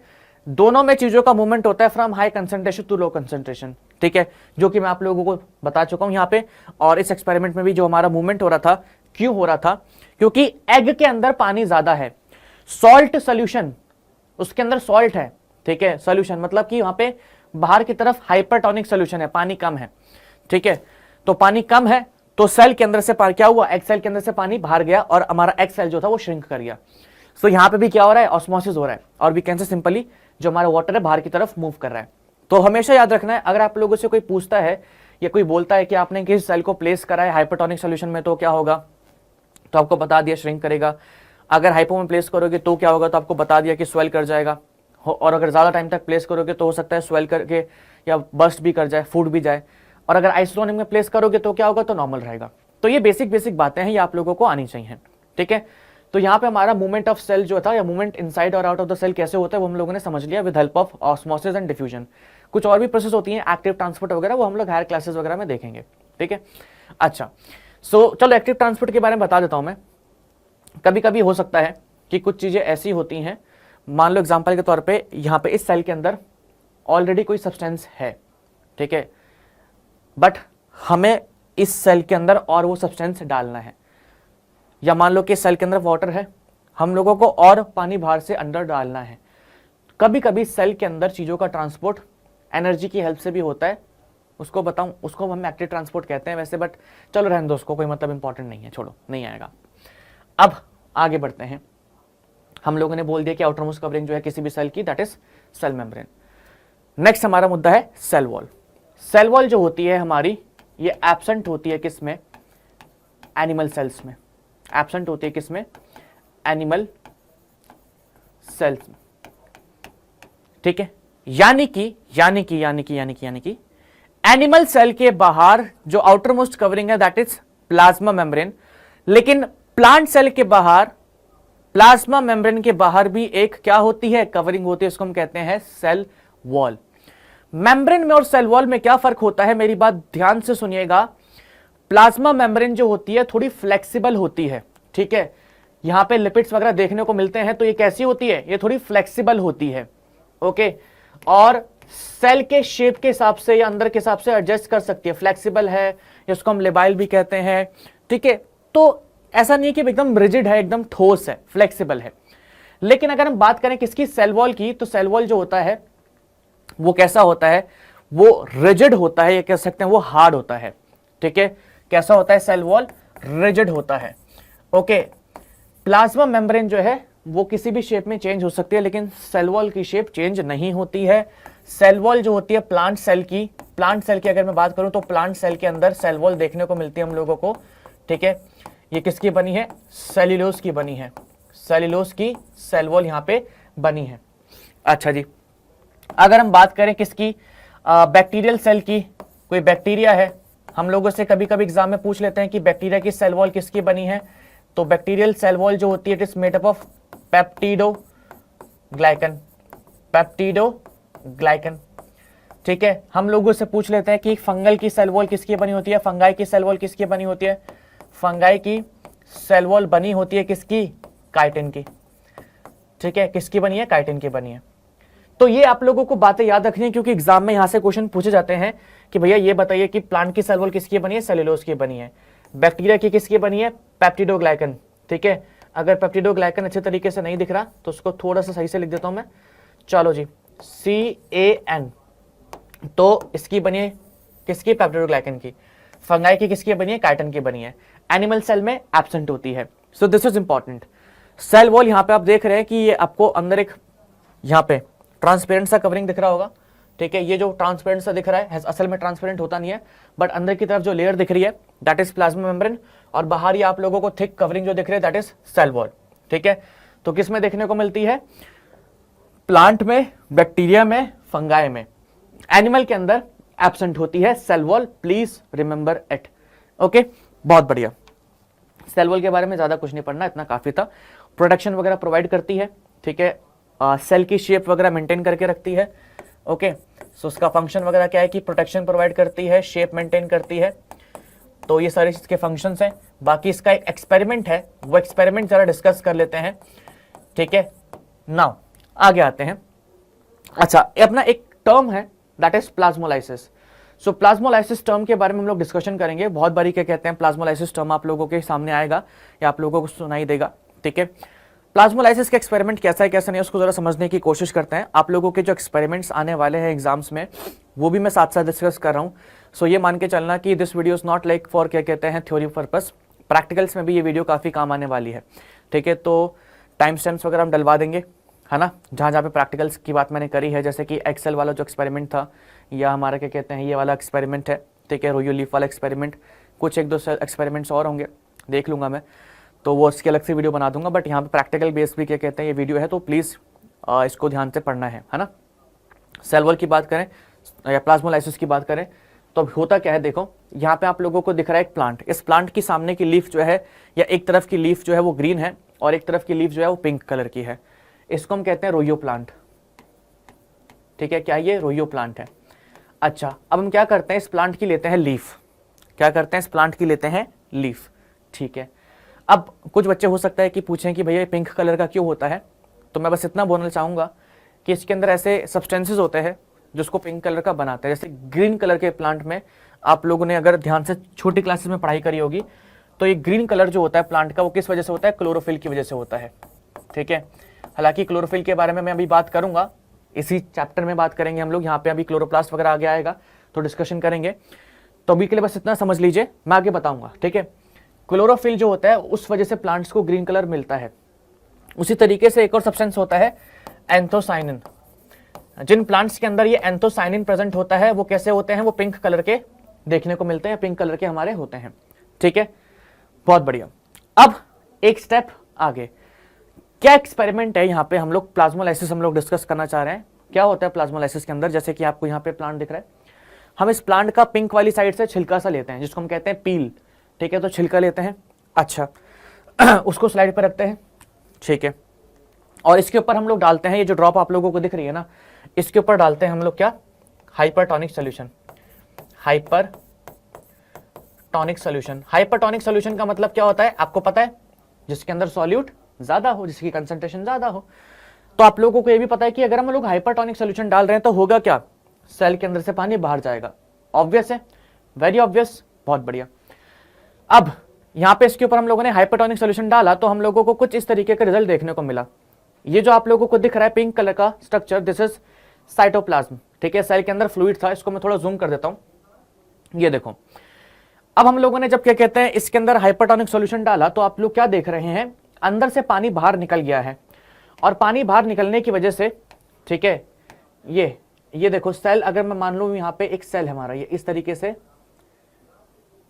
ठीक है, ये इस तरीके से एक सेल है ना, या यहां पे एक दूसरा सेल है।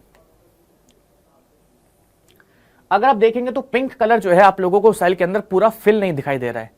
क्यों फिल नहीं दिखाई दे रहा है, क्योंकि अंदर से क्या हुआ है, पानी बाहर निकल चुका है, और पानी बाहर निकल चुका है तो हमारा साइटोप्लाज्म श्रिंक कर गया है।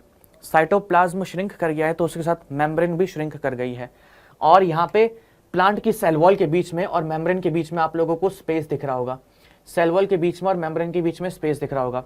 ऐसे ही अगर आप इस वाले सेल में भी देखोगे, ये जो सेल आप लोगों को दिख रहा है, इसके अंदर भी जब पानी बाहर निकला तो साइटोप्लाज्म छोटा हो गया या अंदर से पानी कम हो गया, और पानी कम होने की वजह से हमारा जो मेम्ब्रेन थी वो भी श्रिंक कर गई, और श्रिंक कर गई तो वॉल के बीच में और मेम्ब्रेन के बीच में आप लोगों को क्या देखने को मिल रहा है, स्पेस देखने को मिल रहा है।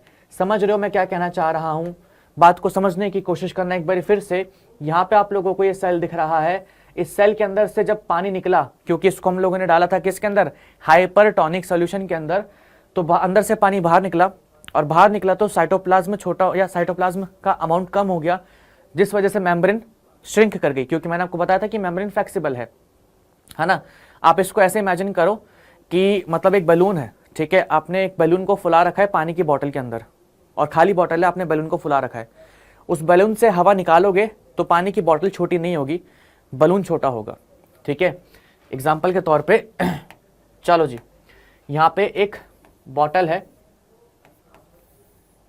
अच्छा ऐसी तो होती नहीं है बट ठीक है, यहाँ पे एक बॉटल है, आप लोगों ने इसके अंदर एक बैलून फुलाया, ठीक है, ऐसे करके बैलून फुलाया। अच्छा, अब जब आप इस बैलून से हवा निकालोगे तो छोटा क्या होगा, बैलून छोटा होगा ना, बॉटल तो सेम साइज की रहेगी ना। क्यों, क्योंकि बॉटल भाई रिजिड है, बॉटल ठोस है, बॉटल के ऊपर इफेक्ट देखने को नहीं मिलेगा। बॉटल छोटी पतली नहीं हो सकती है, कह सकते हैं सिकुड़ नहीं सकती है, लेकिन बैलून कितना हो जाएगा, बैलून छोटा सा हो जाएगा। बॉटल में कोई चेंज आया, नहीं आया। तो अब उस वजह से जब हम लोगों ने बैलून से हवा निकाली तो उस वजह से क्या हो गया, बैलून के बीच में और बॉटल के बीच में स्पेस आ गया। उसी तरीके से जब साइटोप्लाज्म से पानी निकला तो प्लाज्मा मेम्ब्रेन क्योंकि फ्लेक्सिबल थी तो श्रिंक करेगी तो क्या होगा, सेल वॉल के बीच में और प्लाज्मा मेम्ब्रेन के बीच में गैप आ जाता है। इसी को हम क्या कहते हैं, इसी को हम कहते हैं प्लाज्मोलाइसिस, इसी को हम क्या कहते हैं, प्लाज्मोलाइसिस। अगर अभी भी नहीं समझे फिर तो देखो नहीं समझा पाएगा कोई भी, ठीक है, एक बार इसको फिर से रिपीट करके देख लेना, आप लोगों को अच्छे तरीके से समझ में आ जाएगा। सो दिस वाज प्लाज्मोलाइसिस। एग्जाम में प्लाज्मोलाइसिस की डेफिनेशन वगैरह हम लोगों से पूछी जाती है, इस वजह से क्या कहते हैं मैंने आप लोगों को बता दिया है, बाकी मैंने यहाँ पे मेंशन भी कर रखा है, इसको भी आप लोगों को मैं दिखा देता हूँ। चलो, now when a living plant cell loses water through osmosis, shrinkage और contraction of content of cells, ठीक है, away from the cell wall take place, this phenomena is called plasmolysis. तो जो मैंने आप लोगों को वर्बली बताया वो यहाँ पे बाय स्टेटमेंट बताया गया है। एनिमल सेल के अंदर प्लाज्मोलाइसिस देखने को नहीं मिलेगा, क्यों नहीं मिलेगा कमेंट सेक्शन में मेरे को बताना, ठीक है। अच्छा, और अगर एक और सवाल मेरा है, दो सवाल है मेरे, दोनों मेरे को कमेंट सेक्शन में चाहिए। पहली बात तो एनिमल सेल के अंदर, एनिमल सेल में प्लाज्मोलाइसिस होगा या नहीं होगा, प्लाज्मोलाइसिस होगा या नहीं होगा। दूसरा सवाल मेरा यह है कि जो हमारा प्लांट सेल है, ठीक है, प्लांट सेल में से एंड एनिमल सेल में से, एक मिनट, हाँ, plant cell versus animal cell, अगर आप इसको प्लेस करते हो किसके अंदर, अगर आप इसको प्लेस करते हो हाइपोटोनिक सॉल्यूशन में, हाइपोटोनिक सॉल्यूशन में, तो सबसे पहले, ठीक है, कौन फूटेगा? Plant cell versus animal cell, अगर आप इसको हाइपोटोनिक सॉल्यूशन में क्या कहते हैं प्लेस करते हो, तो सबसे पहले फर्स्ट टाइम या फर्स्ट सबसे अर्ली बर्स्ट कौन करेगा? ठीक है, तो पहला क्वेश्चन क्या था, एनिमल सेल में प्लाज्मोलाइसिस होगा या नहीं होगा। दूसरा क्वेश्चन क्या है कि अगर हम प्लांट सेल को और एनिमल सेल को प्लेस कर दें हाइपोटोनिक सॉल्यूशन में तो सबसे पहले कौन सा फटेगा। ये आप लोगों को 2 क्वेश्चन बताने कमेंट सेक्शन के अंदर, ठीक है, उसी में क्या कहते हैं मैं आप लोगों को रिप्लाई करते रहूंगा। नाउ अब आते हैं हम लोग न्यूक्लियस के ऊपर। न्यूक्लियस के लिए एक छोटा सा एक्सपेरिमेंट आप लोग कर सकते हो, वैसे चलो कोई बात नहीं भी करना है तो, है ना, वैसे मतलब मर्जी आपकी। बाकी देखो न्यूक्लियस के लिए आप एक छोटा सा एक्सपेरिमेंट कर सकते हो, अपने चीक सेल्स ले सकते हो, या आप लोगों का एक अनियन सेल एक्सपेरिमेंट है, ठीक है। तो आप क्या करना कि अनियन के अंदर वाली साइड से पील लेना, उसको एक स्टेन से या कलर से स्टेन कर देना, ठीक है। उसको ऑब्जर्व करोगे तो आपको क्या दिखेगा, उन सेल्स के अंदर ना ये डार्क डॉट्स दिखेंगे, तो उसको हम अनियन पील एक्सपेरिमेंट कहते हैं। सो दीज डार्क जो डॉट्स दिख रहे हैं आप लोगों को, these are nothing but nucleus, ठीक है। आप लोगों की एनसीईआरटी में एक्टिविटी दे रखी है अनियन पील के कहते हैं सेल की एक्टिविटी, वो आपको शायद करवाई भी जाएगी स्कूल के अंदर, तो वहाँ पे आप देख सकते हैं। तो ये हमारा अनियन पील का एक्सपेरिमेंट है। मेरे पास एक वीडियो होगी इसकी, मैं कोशिश करता हूँ कि उसको शॉर्ट की फॉर्म में डलवा दूँ ताकि आप लोगों को आइडिया लग जाए कि किस तरीके से करना है। ओके, सो न्यूक्लियस जो आप लोगों को ये ब्लैक कलर के डॉट्स दिख रहे हैं, दीज आर न्यूक्लियस। अब अगर इसके बारे में थोड़ा अच्छे तरीके से समझें तो न्यूक्लियस क्या होता है क्या नहीं होता देखते हैं। So it is a double layered covering, ठीक है, जो उसको हम कहते हैं न्यूक्लियस जो होता है सेंटर में प्रेजेंट होता है, यूजुअली सेल के सेंटर में आसपास होता है, अगर साइड में भी है तो मतलब मेजरली आप लोगों को दिख जाएगा, थोड़ा बड़ा होता है, ठीक है। 2 मेम्ब्रेन से कवर्ड होता है, डबल मेम्ब्रेन से सराउंडेड है, जिसको हम क्या कहते हैं, न्यूक्लियर मेम्ब्रेन कहते हैं, ठीक है। न्यूक्लियर मेम्ब्रेन के अंदर हम लोगों को कुछ पोर्स देखने को मिलते हैं जिसकी हेल्प से चीजें ट्रांसफर होती है। अब देखो आपको कुछ बातें बतानी है, यहां पे बता दे क्या, यहां पे बता दें, यहां पे बता दें, ठीक है, यहीं पे बता देता हूं मैं। मान लो ये सेल है, इस सेल के अंदर यहां पे मान लेते हैं न्यूक्लियस है, ठीक है। ये जो यहां से लेकर के यहां तक का फ्लूइड होता है इसको हम कहते हैं साइटोप्लाज्म, साइटोप्लाज्म,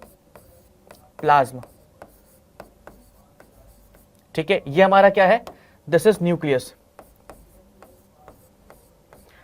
न्यूक्लियस के अंदर जो फ्लूइड होता है उसको हम क्या कहते हैं, न्यूक्लियोप्लाज्म कहते हैं। क्या कहते हैं, न्यूक्लियोप्लाज्म,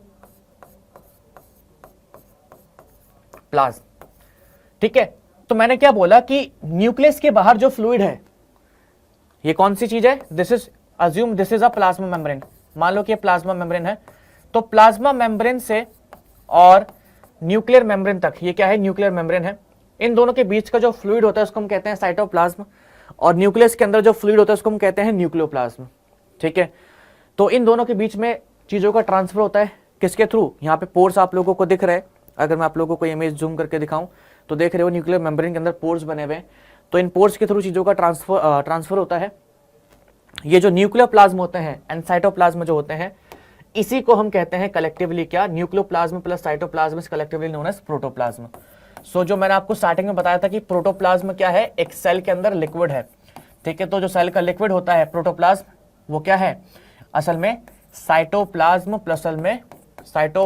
प्लस में न्यूक्लियोप्लाज्म,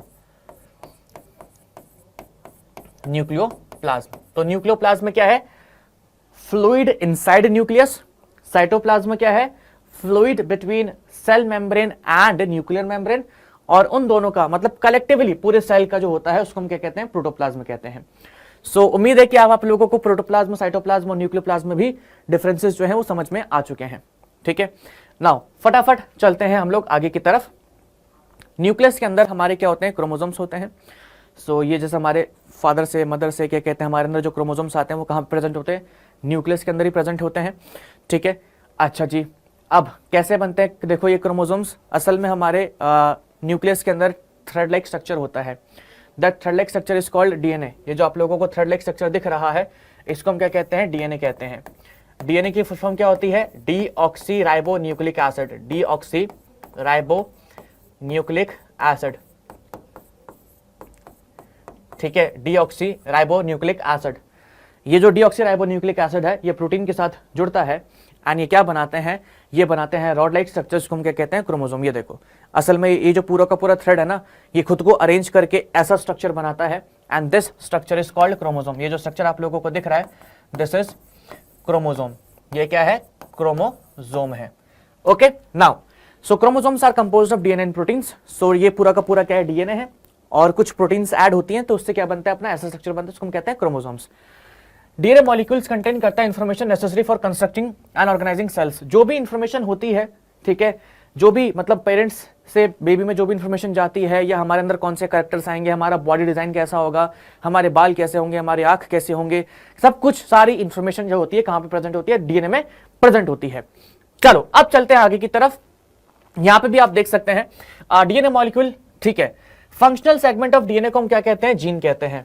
देखो अगर हम बात करें डीएनए की, तो अगर इतना बड़ा डीएनए है, ठीक है, या अगर मैं क्रोमोसोम की बात करूं तो क्रोमोसोम के हर एक पार्ट पे इंफॉर्मेशन नहीं होती है, ठीक है, या डीएनए की बात करूं तो डीएनए के हर एक पार्ट पे इंफॉर्मेशन प्रेजेंट नहीं होती है। कुछ स्पेसिफिक रीजन्स होते हैं जहां पे इंफॉर्मेशन प्रेजेंट होती है। Okay and those specific regions are called gene. जैसे कि इतना बड़ा डीएनए आप लोगों को दिख रहा है, हो सकता है कि पूरे के पूरे डीएनए के ऊपर इंफॉर्मेशन प्रेजेंट ना हो, सिर्फ इसी वाले पोर्शन पे इंफॉर्मेशन प्रेजेंट हो, फॉर हेयर कलर या कुछ भी हो, XYZ कोई भी चीज हो, तो जिस पोर्शन पे डीएनए के जिस पार्ट पे इंफॉर्मेशन होती है उसको हम कहते हैं जीन कहते हैं। एग्जांपल के तौर पे ये मान लो इतना बड़ा डीएनए है, यहां पे हेयर कलर की जीन है, यहां पे यहां पे आई कलर की इंफॉर्मेशन है। ओके यहां पे आई कलर की इंफॉर्मेशन है, यहां पे हेयर कलर हो गया, आई कलर हो गया, यहां पे फेस कलर की इंफॉर्मेशन है। तो जिन जगहों पे इंफॉर्मेशन होती है, ठीक है, फॉर पर्टिकुलर थिंग, उसको हम क्या कहते हैं, जीन कहते हैं। उसी को हम क्या कहते हैं, जीन कहते हैं। उसी को हम क्या कहते हैं, जीन कहते हैं।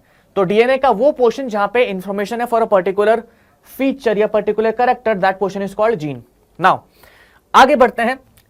जो सेल डिवाइड नहीं कर रहा होता है, जो सेल डिवाइड नहीं कर रहा होता है, ठीक है, DNA is present as chromatin, या आप कह सकते हो जो सेल डिवाइड नहीं कर रहा होता है वहां पे डीएनए थ्रेड की फॉर्म में पड़ा होता है, ठीक है, and DNA in thread form is called chromatin. जो सेल डिवाइड नहीं कर रहा होता वहां पे डीएनए क्रोमैटिन की फॉर्म में पड़ा होता है, और जहां पे डीएनए का डिवीजन होने वाला होता है वहां पे सेल क्या बना देता है, क्रोमोसोम बना देता है। सो यहां से हम लोगों को एक और बात पता लगती है कि क्रोमोसोम्स हमारे कब बनते हैं, क्रोमोसोम्स सिर्फ तब बनते हैं जब सेल डिवाइड होने वाला होता है, ठीक है। क्रोमोसोम्स कब बनते हैं, सिर्फ जब सेल डिवाइड होने वाला होता है। अब बच्चों के दिमाग में एक और सवाल आ रहा होगा कि ऐसा क्यों होता है, तो एक सेल डिवीजन का मैं छोटा सा वीडियो बनाऊंगा आप लोगों के लिए अलग से, तो उसमें इसके बारे में डिस्कशन हम लोग करेंगे। ओके चलो जी। सो न्यूक्लियस के बाद हमारी जो सेल ऑर्गेनेली है उसके बारे में डिस्कशन करते हैं। यहां पे आप लोगों को 7 सेल ऑर्गेनेलीज दिख रही है, ribosomes, endoplasmic reticulum, Golgi apparatus, lysosomes, mitochondria, plastids and vacuoles. फटाफट सारी की सारी जो सेल ऑर्गेनेलीज हैं इसको हम लोग कवर करते हैं और खत्म करते हैं। सबसे पहली सेल ऑर्गेनेली जो है हमारी वो है राइबोसोम्स। राइबोसोम्स जो होते हैं इनको हम कहते हैं protein factory. Okay these are the protein factory of the cell, क्योंकि ये क्या करते हैं, ये बनाते हैं प्रोटीन्स।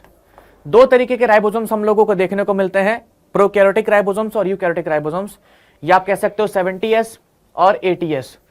70S राइबोसोम्स जो होते हैं हम लोगों को प्रोकैरियोटिक सेल में देखने को मिलता है। अब बच्चों का सवाल होगा कि भैया ये प्रोकैरियोटिक सेल क्या होता है।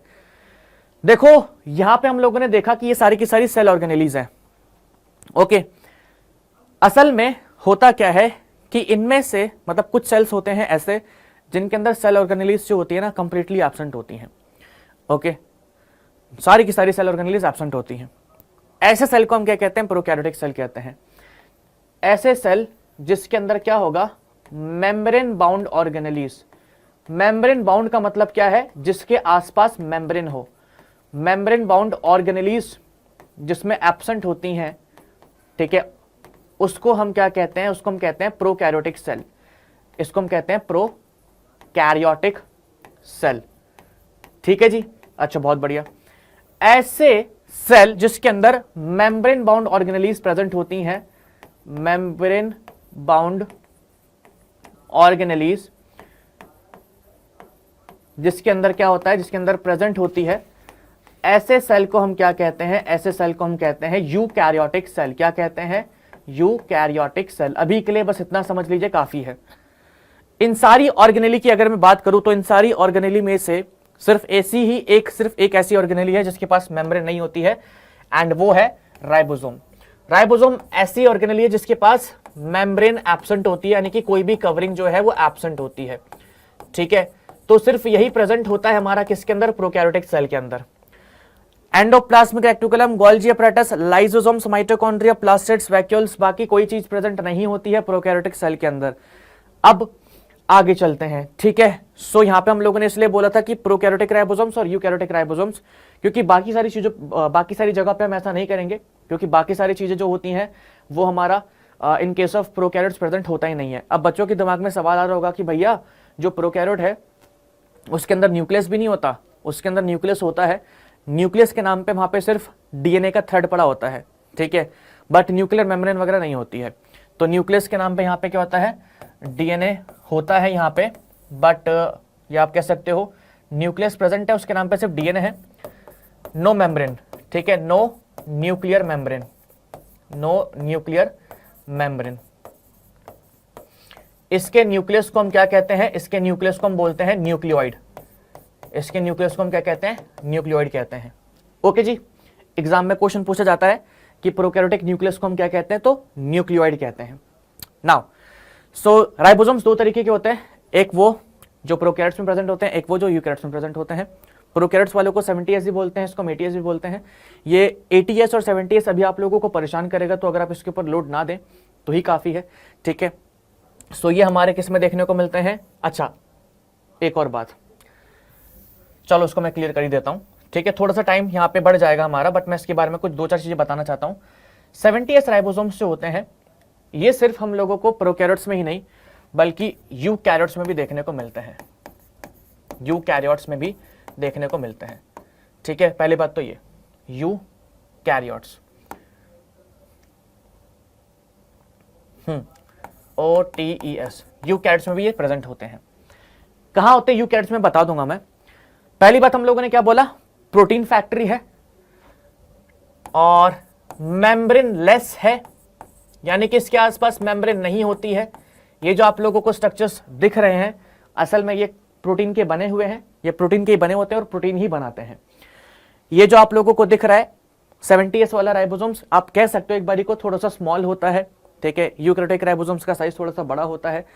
तो ये अभी के लिए मान के चलते हैं कि ये हमारे कहां प्रेजेंट होते हैं, प्रोकैरियोट्स में प्रेजेंट होते हैं और यूकैरियोट्स में। ये वाला जो है सिर्फ हमारा होता है कहां पे, यूकैरियोट्स के अंदर। 70S में और 80S में बेसिक डिफरेंस क्या है ये अभी हम धीरे धीरे आगे जानेंगे, जैसे जैसे हम अपनी क्लास के अंदर आगे बढ़ते रहेंगे, जैसे हम लोग अपने बैच में आगे बढ़ते रहेंगे। ठीक है, तो आप लोगों को पता लगेगा, बट अभी के लिए इतना काफी है कि आप लोग ये समझ लीजिए कि दो तरीके के राइबोसोम्स हैं। ठीक है, 70S वाला जो होता है प्रोकैरियोट्स और यूकैरियोट्स दोनों में प्रेजेंट होता है, एंड 80S वाला सिर्फ और सिर्फ यूकैरियोट में प्रेजेंट होता है। नाउ अब नेक्स्ट सेल ऑर्गेनेली जो है that is endoplasmic reticulum. Nucleus के आसपास आप लोगों को एक ना नेटवर्क दिखता है, किसका, ट्यूब्स का, या कह सकते हो पतले पतले, यहाँ पे देखो लैमेलेस बन रहे हैं इनका। This network of tubes and sheets, इसको हम क्या कहते हैं, इसको हम एंडोप्लाज्मिक रेटिकुलम कहते हैं। ठीक है, सो ये जो आप लोगों को पतले पतले सैक दिख रहे हैं, ट्यूब दिख रहे हैं, this network around nucleus is called endoplasmic reticulum. अब दो तरीके के एंडोप्लाज्मिक रेटिकुलम होते हैं, आप लोग देख रहे हो यहां पर, अगर आप ध्यान से देखोगे तो, या इस वाली इमेज में भी अगर ध्यान से देखोगे, मैं इसको जूम कर देता हूं थोड़ा सा। ये देखो, आप लोगों को दो तरीके के एंडोप्लाज्मिक रेटिकुलम दिखेंगे। अंदर की तरफ आप लोगों को पतले पतले दिख रहे हैं, ठीक है, फ्लैट फ्लैट से दिख रहे हैं। बाहर की तरफ आप लोगों को ट्यूब की फॉर्म में दिख रहे हैं। एक और डिफरेंस है, अंदर वाले जो है उसकी सरफेस पे आप लोगों को कुछ डॉट से दिख रहे हैं। ठीक है, आप देखोगे तो ब्लू कलर के डॉट से दिख रहे हैं, बाहर वाले सरफेस पे एकदम स्मूथ दिख रहे हैं। इस वाली इमेज में भी देखोगे तो अंदर वाले के ऊपर कुछ आप लोगों को डॉट से दिख रहे हैं, बाहर वाली सरफेस आप लोगों को स्मूथ दिख रही है। तो एंडोप्लाज्मिक रेटिकुलम जो है असल में इट इज, देखो एंडोप्लाज्मिक रेटिकुलम, रेटिकुलम का मतलब क्या होता है, नेटवर्क। सो नेटवर्क है किसका, दिस इज नेटवर्क ऑफ, इसको थोड़ा छोटा करते हैं, endoplasmic reticulum is nothing but what, network of tubes and sheets around nucleus. ठीक है, क्या इनका काम है, कोई चीज कभी न्यूक्लियस से बनती है तो इनके थ्रू बाहर आ जाती है। ठीक है, और क्या काम है अभी बताते हैं। ठीक है, थोड़ा सा आगे बढ़ते हैं। दो तरीके के एंडोप्लाज्मिक रेटिकुलम होते हैं, एक को हम कहते हैं रफ एंडोप्लाज्मिक रेटिकुलम, तो इसका शॉर्ट फॉर्म हो गया RER, ठीक है, रफ एंडोप्लाज्मिक रेटिकुलम RER। एक को हम कहते हैं स्मूथ एंडोप्लाज्मिक रेटिकुलम, जिसको हम कहते हैं SER। रफ एंडोप्लाज्मिक रेटिकुलम होते हैं हमारे ये वाले, इसकी सरफेस पे आप लोगों को क्या देखने को मिलता है, राइबोसोम्स देखने को मिलते हैं, ठीक है, राइबोसोम्स जो होते हैं यहाँ पे प्रेजेंट होते हैं। बगल में आप देख रहे हो कि ये SER, इसकी सरफेस पे राइबोसोम्स एब्सेंट है, तो यहाँ पे राइबोसोम्स जो है वो क्या है, एब्सेंट है, ठीक है। अगर आप RER को देखोगे तो RER की शेप जो होती है फ्लैट होती है, ये जो फ्लैट स्ट्रक्चर्स दिख रहे हैं आप लोगों को, उसको हम कहते हैं सिस्टर्न, ठीक है। तो RER जो होता है it is composed of cistern, क्या है, सिस्टर्न का बना हुआ है। वहीं पे अगर हम देखेंगे ये जो फ्लैट स्ट्रक्चर इसको हम सिस्टर्न बोलते हैं। वहीं पे SER की अगर हम देखेंगे तो it is composed of tubes, ठीक है। अच्छा जी, RER की बात करें तो RER की सरफेस के ऊपर आप लोगों को राइबोसोम्स देखने को मिल रहे हैं, एंड राइबोसोम्स जो होते हैं वो क्या करते हैं, प्रोटीन सिंथेसिस करते हैं। तो RER भी क्या बनाता है, प्रोटीन बनाता है। क्या बनाता है, प्रोटीन बनाता है। SER की बात करें तो SER की सरफेस पे कुछ भी देखने को नहीं मिल रहा, सरफेस स्मूथ है, ये प्रोटीन नहीं बनाते हैं, क्या बनाते हैं, लेकिन लिपिड्स बनवाते हैं। क्या बनाते हैं, लिपिड्स बनाते हैं। कहा जाता है जो प्लाज्मा मेम्ब्रेन के अंदर लिपिड्स और प्रोटीन्स लगते हैं या जुड़ते हैं या रिक्वायरमेंट जो होती है वो सब कुछ कहीं ना कहीं SER से और RER से जाती है या पूरी की जाती है। तो जो requirement of lipids and proteins है प्लाज्मा मेम्ब्रेन बनाने के लिए वो कहां से आती है, इन्हीं दोनों से आती है, ठीक है।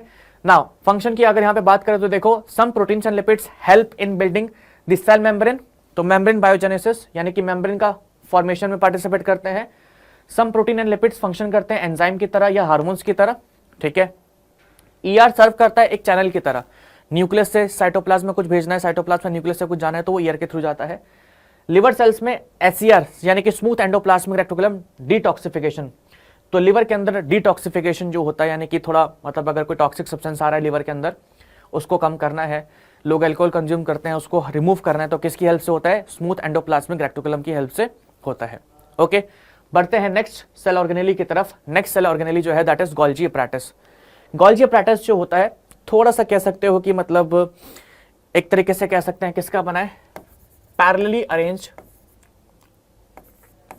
पैरेलली थोड़े से पैरेलली अरेंज्ड होते हैं, पैरेलली अरेंज्ड, ठीक है, या पैरेलली भी नहीं बोलो, कह सकते हो कि अरेंज्ड होते हैं किसमें, in form of stacks. Stacks का मतलब क्या होता है, स्टैक यानी कि सिक्कों की तरह, सिक्के के ढेर की तरह, एक के ऊपर एक, ठीक है, एक के ऊपर एक, तो arrange in form of stacks, ठीक है। कैसे स्ट्रक्चर्स हैं, बैग लाइक स्ट्रक्चर्स हैं, ओके। और उन बैग लाइक स्ट्रक्चर्स को हम क्या कहते हैं, सिस्टर्नी कहते हैं। क्या कहते हैं, सिस्टर्नी बोलते हैं। जी हाँ, बिल्कुल सही बात है, जैसे कि हम लोग एंडोप्लाज्मिक रेटिकुलम में क्या बोल रहे थे, उसको सिस्टर्नी बोल रहे थे, तो यहाँ पे भी सिस्टर्नी ही बोलते हैं। तो सिस्टर्नी जो होते हैं एक के ऊपर एक अरेंज्ड होते हैं, ओके। गोल्जी अपैरेटस के अगर फंक्शन की बात करूं तो गोल्जी अपैरेटस जो एक तरीके से कनेक्शन बनाता है किसके साथ, ER के साथ, ER की मेम्ब्रेन के साथ। तो अगर कोई प्रोटीन्स वगैरह कहां से आ रहा है, एंडोप्लाज्मिक रेटिकुलम से आ रहा है या लिपिड आ रहा है, ठीक है, सो उसकी क्या करता है, मॉडिफिकेशन करता है या पैक करके प्लाज्मा मेम्ब्रेन के पास भेजता है। तो यहां पे देखोगे अगर आप ध्यान से, सबसे पहले ये देखो, it is involve in formation of, नहीं ये तो नहीं, अभी ये नहीं, ले storage, modification and packaging of products in vesicles. Vesicles क्या होते हैं, अगर आप इस वीडियो को देखेंगे तो यहां से आप लोगों को स्मॉल बॉल्स जो हैं आती जाती दिखेंगी। ये देखो, एंडोप्लाज्मिक रेटिकुलम से छोटी सी बॉल्स जो है वो आ रही हैं, ठीक है, और वो किस में जा रही है, गोल्जी अपैरेटस में जा रही है।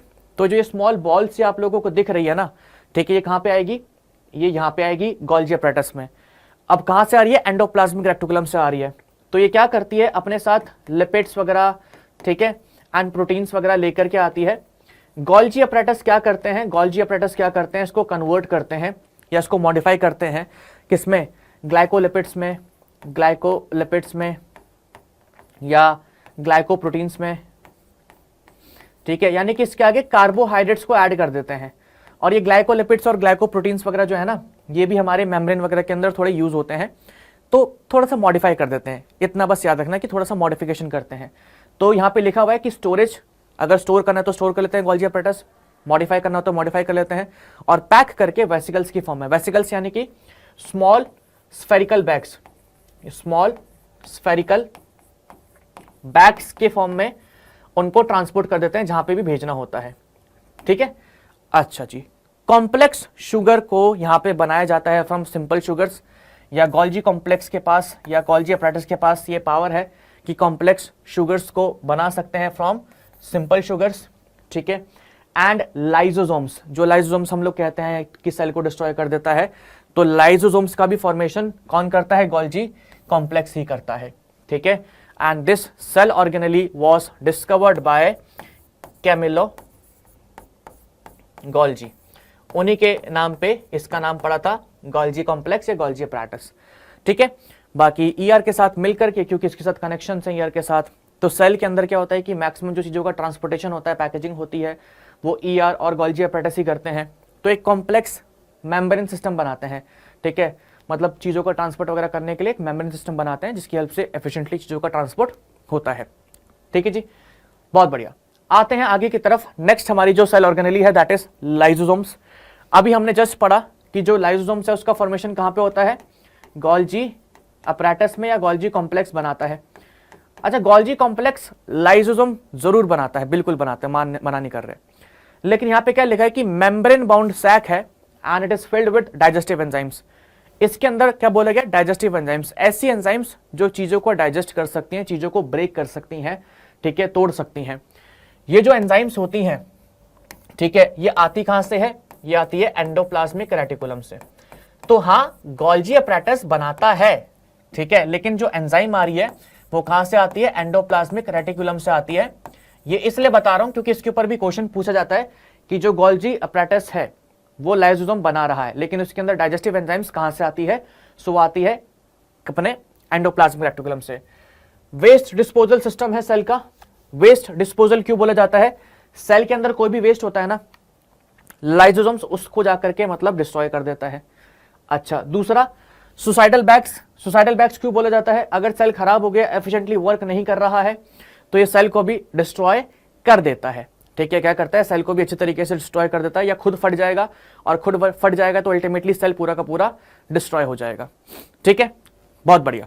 सो वेस्ट डिस्पोजल सिस्टम, सेल के अंदर कोई वेस्ट है, अब वेस्ट इन द सेंस हो सकता है सेल के अंदर बाहर से कुछ आया हो, बेकार चीज, या सेल की खुद की कोई ऑर्गेनेली खराब हो गई हो, गोल्जी अपैरेटस वगैरह कुछ भी खराब हो गया होगा, तो ये क्या करता है? उसको जाके भी डिस्ट्रॉय कर देता है। तो वेस्ट डिस्पोजल सिस्टम है, और सुसाइड बॉम्ब तो है ही। ठीक है, दोनों काम करता है। नेक्स्ट हमारी सेल ऑर्गेनेली जो है माइटोकॉन्ड्रिया। माइटोकॉन्ड्रिया के बारे में एक लाइन सबको पता होगी, और ये पूरे दिल से पता होगी। ठीक है, मतलब मैं नहीं भी बोलूंगा ना, मतलब बच्चों की जुबान पे ना, मतलब एक बात तो हमेशा याद ही रहती है। मतलब मुझे नहीं पता कि कौन सी क्लास में ये मतलब सीख जाते हैं हम लोग, या अब तो मेरे को ऐसा लगता है कि बचपन से सीखे हुए पैदा होते हैं। जो बच्चा साइंस का नहीं भी होगा ना, मतलब जो आगे अभी बड़े बड़े लोग जो जिन्होंने पढ़ाई करी है, ठीक है, वो साइंस के नहीं भी हो ना, कॉमर्स स्ट्रीम से पढ़े हैं, कहीं से पढ़े हैं, आर्ट से पढ़े हैं, उनको भी ना ये लाइन याद रहती है कि mitochondria is known as power house of the cell. ठीक है, power house of the cell. Okay जी, ये बात आप लोगों को बस याद रखनी है। अब माइटोकॉन्ड्रिया को power house of the cell क्यों कहते हैं? क्योंकि यहां पे फॉर्मेशन होता है किसका? एटीपी का। एटीपी यानी कि एडिनोसाइन ट्राइफॉस्फेट। ट्राइफॉस्फेट, ये एटीपी जो है असल में क्या है? This is the energy product. ठीक है, ये हमें प्रोवाइड करता है energy to perform various function, या कह सकते हो सेल को प्रोवाइड करता है energy to perform various chemical reactions. Okay, so mitochondria जो होते हैं they are called power of the cell. खास बात क्या है माइटोकॉन्ड्रिया के बारे में?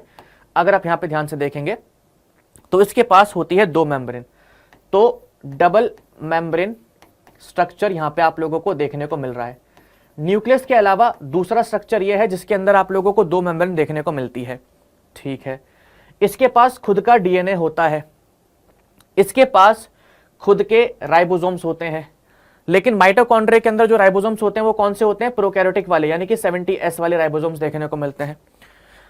अच्छा, इसके पास खुद का राइबोसोम है, खुद का डीएनए है, तो आधे काम तो अपने ये खुद ही कर लेता है, न्यूक्लियस के ऊपर डिपेंडेंट नहीं है।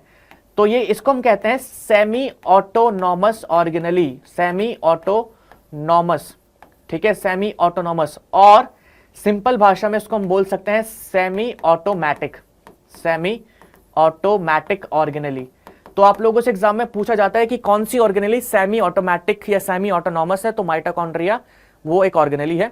उसके पास खुद का राइबोसोम में अपने प्रोटीन बना सकती है, खुद का डीएनए है, ठीक है, खुद ही डिवाइड करती है, न्यूक्लियस के ऊपर डिपेंड नहीं करती है।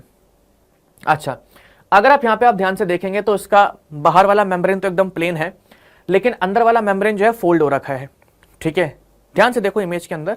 तो ये जो अंदर वाले मेम्ब्रेन फोल्ड हो रखे हैं, इसको हम क्या कहते हैं, इसको हम कहते हैं, कहां गया ये अगर आप ध्यान से देखेंगे तो ये फोल्ड बना रखा है। तो इनर मेम्ब्रेन ने क्या बना रखा है, फोल्ड बना रखे हैं। इन फोल्ड्स को, ठीक है, folds of inner membrane, folds जो हैं किसके, इनर मेम्ब्रेन के, उसको हम क्या कहते हैं, उसको हम कहते हैं क्रिस्टे, CRISTAE। सिस्टर ने नहीं बोला मैंने, सिस्टर ने हमें देखने को मिलता है कहां पे, एंडोप्लाज्मिक रेक्टिकुलम में और गोल्जी अपैरेटस में। यहां पे क्या बोला, क्रिस्टे बोला है। और इसके अंदर भरा होता है फ्लूइड, जिसको हम क्या कहते हैं, मैट्रिक्स कहते हैं। अच्छा जी, इन क्रिस्टे के ऊपर यहां पे भी आप देख सकते हैं फोल्ड्स बने हैं, ठीक है। इन क्रिस्टे के ऊपर प्रेजेंट होते हैं पार्टिकल्स, जिसको हम क्या कहते हैं, F0 और F1 पार्टिकल्स, या इसको आप कह सकते हैं ऑक्सीजोम्स। ये जो F0 और F1 पार्टिकल्स होते हैं, असल में यही क्या बनवाते हैं, ATP बनाते हैं, ठीक है। तो ये आप लोग जो ये डॉट लाइक स्ट्रक्चर्स देख रहे हो, इनकी शेप देखो इस तरीके से होती है, ऐसी शेप होती है, ठीक है, इस तरीके की शेप होती है। So these F0 and F1 particles जो होते हैं, इसको हम क्या कहते हैं, ऑक्सीजोम्स भी कहते हैं, ATP सिंथेटेज भी कहते हैं, ठीक है। तो ये हमारे मतलब ATP फॉर्मेशन में पार्टिसिपेट करते हैं। बाकी तो और कुछ है नहीं, बस यही बोला गया है कि अच्छा, जो आउटर मेम्ब्रेन होती है, ठीक है, आउटर मेम्ब्रेन के बीच में और इनर मेम्ब्रेन के बीच में क्या है, स्पेस है। तो इन दोनों के बीच में क्या होता है, स्पेस होता है, जिसको हम क्या कहते हैं, इंटर मेम्ब्रेन स्पेस। क्या कहते हैं, inter membrane space, membrane space. बाकी और कुछ नहीं है, इतना ही है बस, ठीक है। चलो जी, बहुत सही। नेक्स्ट ऑर्गेनेली जो है, अच्छा यहाँ पे मैंने ये आगे गलती से, बात तो यही वही लिखी हुई है, वैसे कोई बात नहीं, अगर ये भी आ रहा तो कोई दिक्कत नहीं है, ठीक है। यहाँ पे आप देख सकते हैं ATP जो होता है, उसको हम एनर्जी करेंसी ऑफ सेल भी कहते हैं। क्यों, क्योंकि सेल के अंदर जितनी भी एक्टिविटी होती है, सेल के अंदर जितनी भी रिएक्शंस होती हैं, उसके लिए ATP की जरूरत होती है। तो ATP as a currency work करता है, ठीक है, फॉर सेल। कोई काम करवाना हो सेल के अंदर, ATP दे दो, काम हो जाएगा, ऐसा काम होता है। ओके, नेक्स्ट हमारे हैं प्लास्टिड्स। प्लास्टिड्स की खास बात क्या है, प्लास्टिड भी just like mitochondria double membrane से सराउंडेड होते हैं, ठीक है। अच्छा, जस्ट लाइक माइटोकॉन्ड्रिया, यहां पे कुछ लिखा तो नहीं है ना मैंने, ठीक है, बहुत बढ़िया। जस्ट लाइक माइटोकॉन्ड्रिया, इनके पास भी खुद का DNA होता है। जस्ट लाइक माइटोकॉन्ड्रिया, इनके पास भी 70S राइबोसोम्स होते हैं, ठीक है। And just like mitochondria, they are also semi autonomous. तो दो ऑर्गेनेली ऐसी हैं जो सेमी ऑटोनॉमस है, एक हमारा माइटोकॉन्ड्रिया, दूसरा हमारा प्लास्टिड्स, ठीक है। तीन ऑर्गेनेली या तीन स्ट्रक्चर्स ऐसे हैं सेल के अंदर जिसके पास डबल मेम्ब्रेन है। कौन कौन सा, न्यूक्लियस एंड उसके बाद माइटोकॉन्ड्रिया और राइबोसोम्स। प्लास्टिड्स हमारे दो तरीके के होते हैं, मतलब अगर एनसीईआरटी के हिसाब से चलें तो दो तरीके के हैं, क्रोमोप्लास्ट और क्लोरोप्लास्ट। क्रोमोप्लास्ट को वो कलर्ड प्लास्टिड बोलते हैं, ठीक है, और क्लोरोप्लास्ट को वो हम ग्रीन कलर का प्लास्टिड बोलते हैं। अब अगर यहाँ पे हम लोग डिस्कशन करें, देखो क्रोमोप्लास्ट जो होते हैं यूजुअली ऑरेंज कलर वगैरह के होते हैं, क्लोरोप्लास्ट जो होता है हमारा ग्रीन कलर का होता है। हमारा मेन फोकस जो है वो क्लोरोप्लास्ट पे हम लोगों को करना है, क्योंकि क्रोमोप्लास्ट हमारे पार्ट ऑफ सिलेबस नहीं है, बट थोड़ा बात मैं आप यहाँ पे एडिशनल चीजें ऐड करना चाहूंगा। सो देखो, प्लास्टिड जो होते हैं उसको हम तीन कैटेगरी में बांटते हैं। क्रोमोप्लास्ट, क्रोमोप्लास्ट आप लोगों का ऑरेंज रेड होता है, ऑरेंज रेड, ठीक है। क्लोरोप्लास्ट ग्रीन कलर का होता है, ल्यूकोप्लास्ट कलरलेस होता है। अब ये क्यों कलर्ड होते हैं, क्यों नहीं होते हैं, उसके बारे में जरा डिस्कशन करते हैं। देखो, प्लास्टिड्स जो होते हैं ना, इसके अंदर होते हैं पिगमेंट्स। क्या होते हैं इसके अंदर, पिगमेंट्स। पिगमेंट क्या है, एक ऐसा सब्सटेंस है, ठीक है, जो लाइट एब्जॉर्ब करता है या रिफ्लेक्ट करता है। अब वो जो एब्जॉर्ब कर, या कह सकते हो जो एब्जॉर्ब करनी तो ठीक है कर ली, लेकिन पिगमेंट्स जो होते हैं कलर्ड सब्सटेंस होते हैं। और इन्हीं की वजह से प्लास्टिड्स के पास कलर आता है। तो अगर क्लोरोप्लास्ट की बात करूं तो क्लोरोप्लास्ट के अंदर हम लोगों को एक ग्रीन कलर का पिगमेंट देखने को मिलता है, ग्रीन कलर का पिगमेंट देखने को मिलता है, जिसको हम क्या कहते हैं, क्लोरोफिल कहते हैं। क्या कहते हैं, क्लोरोफिल बोलते हैं। ठीक है, क्या कहते हैं, क्लोरोफिल बोलते हैं। एक ग्रीन कलर का पिगमेंट है जिसको हम क्या कहते हैं, क्लोरोफिल कहते हैं, और इसी वजह से हमारा क्लोरोप्लास्ट जो होता है it is green in colour. अब हम बात कर रहे थे किसके बारे में, उस रोयो लीफ के बारे में।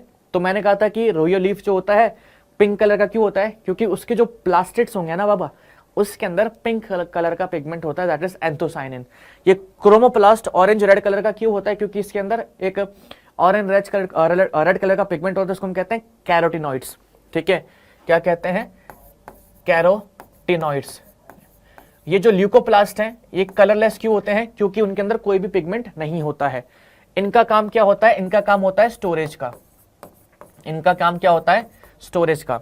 तो जैसे कि यहाँ पे आप लोगों को अमाइलोप्लास्ट दिख रहा है, ये अमाइलोप्लास्ट स्टार्च को स्टोर करता है। फिर आप लोगों को लायोप्लास्ट दिख रहा है, ये लिपिड्स या फैट्स को स्टोर करता है। आप लोगों को प्रोटीनोप्लास्ट दिख रहा है, नाम से पता लग रहा है कि प्रोटीन को स्टोर करेगा। ठीक है, तो इनका काम क्या होता है, स्टोरेज का काम होता है। मेन प्लास्टिड हमारा कौन सा है, क्लोरोप्लास्ट है। ये क्लोरोप्लास्ट जो होता है ये इन्वॉल्व होता है किसके अंदर, फोटोसिंथेसिस के अंदर, फोटोसिंथेसिस के अंदर। ओके, एंड फोटोसिंथेसिस यानी कि फूड फॉर्मेशन। तो फोटोसिंथेसिस में ये इन्वॉल्व होता है। जो ग्रीन प्लांट्स हमारे खाना बनाते हैं वो इसी क्लोरोप्लास्ट की हेल्प से बनाते हैं। तो क्लोरोप्लास्ट जो होता है इसको हम क्या कहते हैं, इसको हम किचन ऑफ सेल भी कहते हैं, क्योंकि यहाँ पे क्या बन रहा है, खाना बन रहा है। तो it is called kitchen of cell, इसको हम क्या कहते हैं, किचन ऑफ सेल बोलते हैं। अब जैसे कि मैंने आपको पहले बोला था कि क्लोरोप्लास्ट के अंदर माइटोकॉन्ड्रिया की तरह दो मेम्ब्रेन है, outer membrane, inner membrane. Mitochondria के अंदर जो फ्लूइड था, अंदर भरा जो फ्लूइड था उसको हमने बोला था मैट्रिक्स। यहां पे जो फ्लूइड होता है उसको हम क्या कहते हैं, स्ट्रोमा। ठीक है, इसके अंदर का जो फ्लूइड होता है उसको हम क्या कहते हैं, स्ट्रोमा। इसके बीच में भी आउटर मेम्ब्रेन और इनर मेम्ब्रेन के बीच में स्पेस होता है, उसको हम क्या कहते हैं, इंटर मेम्ब्रेन स्पेस। अच्छा, यहां पे आप लोगों को क्या दिख रहा है, कुछ आप लोगों को सिक्कों की तरह स्ट्रक्चर्स दिख रहे हैं। ये जो आप लोगों को कॉइन लाइक स्ट्रक्चर्स दिख रहे हैं, ये जो आप लोगों को कॉइन लाइक स्ट्रक्चर्स दिख रहे हैं, इसको हम क्या कहते हैं, थाइलाकॉइड्स।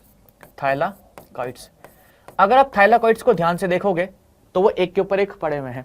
ठीक है, थाइलाकॉइड्स जो है वो स्टैक्स की फॉर्म में, यानी कि एक के ऊपर एक पड़े हुए हैं, एंड दे फॉर्म ग्रेना। क्या बनाते हैं, वो ग्रेना बनाते हैं। तो ये एक सिंगल थाइलाकॉइड है। ठीक है, यहाँ पे देख सकते हैं, यहाँ पे एक के ऊपर एक पड़े हुए हैं, इसको हम क्या कहते हैं, ग्रेना कहते हैं, और वी कैन से ग्रैनम। ठीक है, तो जैसा आप लोगों को ठीक लगे, ग्रेना या ग्रैनम, जो मन करे आप बोल सकते हो। असल में थाइलाकॉइड जो होता है ना, थाइलाकॉइड, इसी के ऊपर क्लोरोफिल प्रेजेंट होता है, थाइलाकॉइड के ऊपर ही। सो ये हमारा क्लोरोप्लास्ट था, यहाँ पे थाइलाकॉइड है, थाइलाकॉइड के ऊपर हमारा क्लोरोफिल है और फोटोसिंथेसिस में पार्टिसिपेट करता है। एंड क्या कहते हैं, थाइलाकॉइड का जो बिल्डिंग होता है उसको हम कहते हैं ग्रेना। बाकी तो ऐसा कुछ खास यहाँ पे है नहीं। आपस में दो ग्रैनम कनेक्टेड होते हैं, जैसे कि मान लो यहाँ पे एक ग्रैनम है, ठीक है, यहाँ पे दूसरा ग्रैनम है, तो इसके बीच में कभी कभी कनेक्शन देखने को मिलता है पतली सी ट्यूब से, इसको हम कहते हैं क्या, स्ट्रोमा लैमेले, स्ट्रोमा। ठीक है, लैमेले।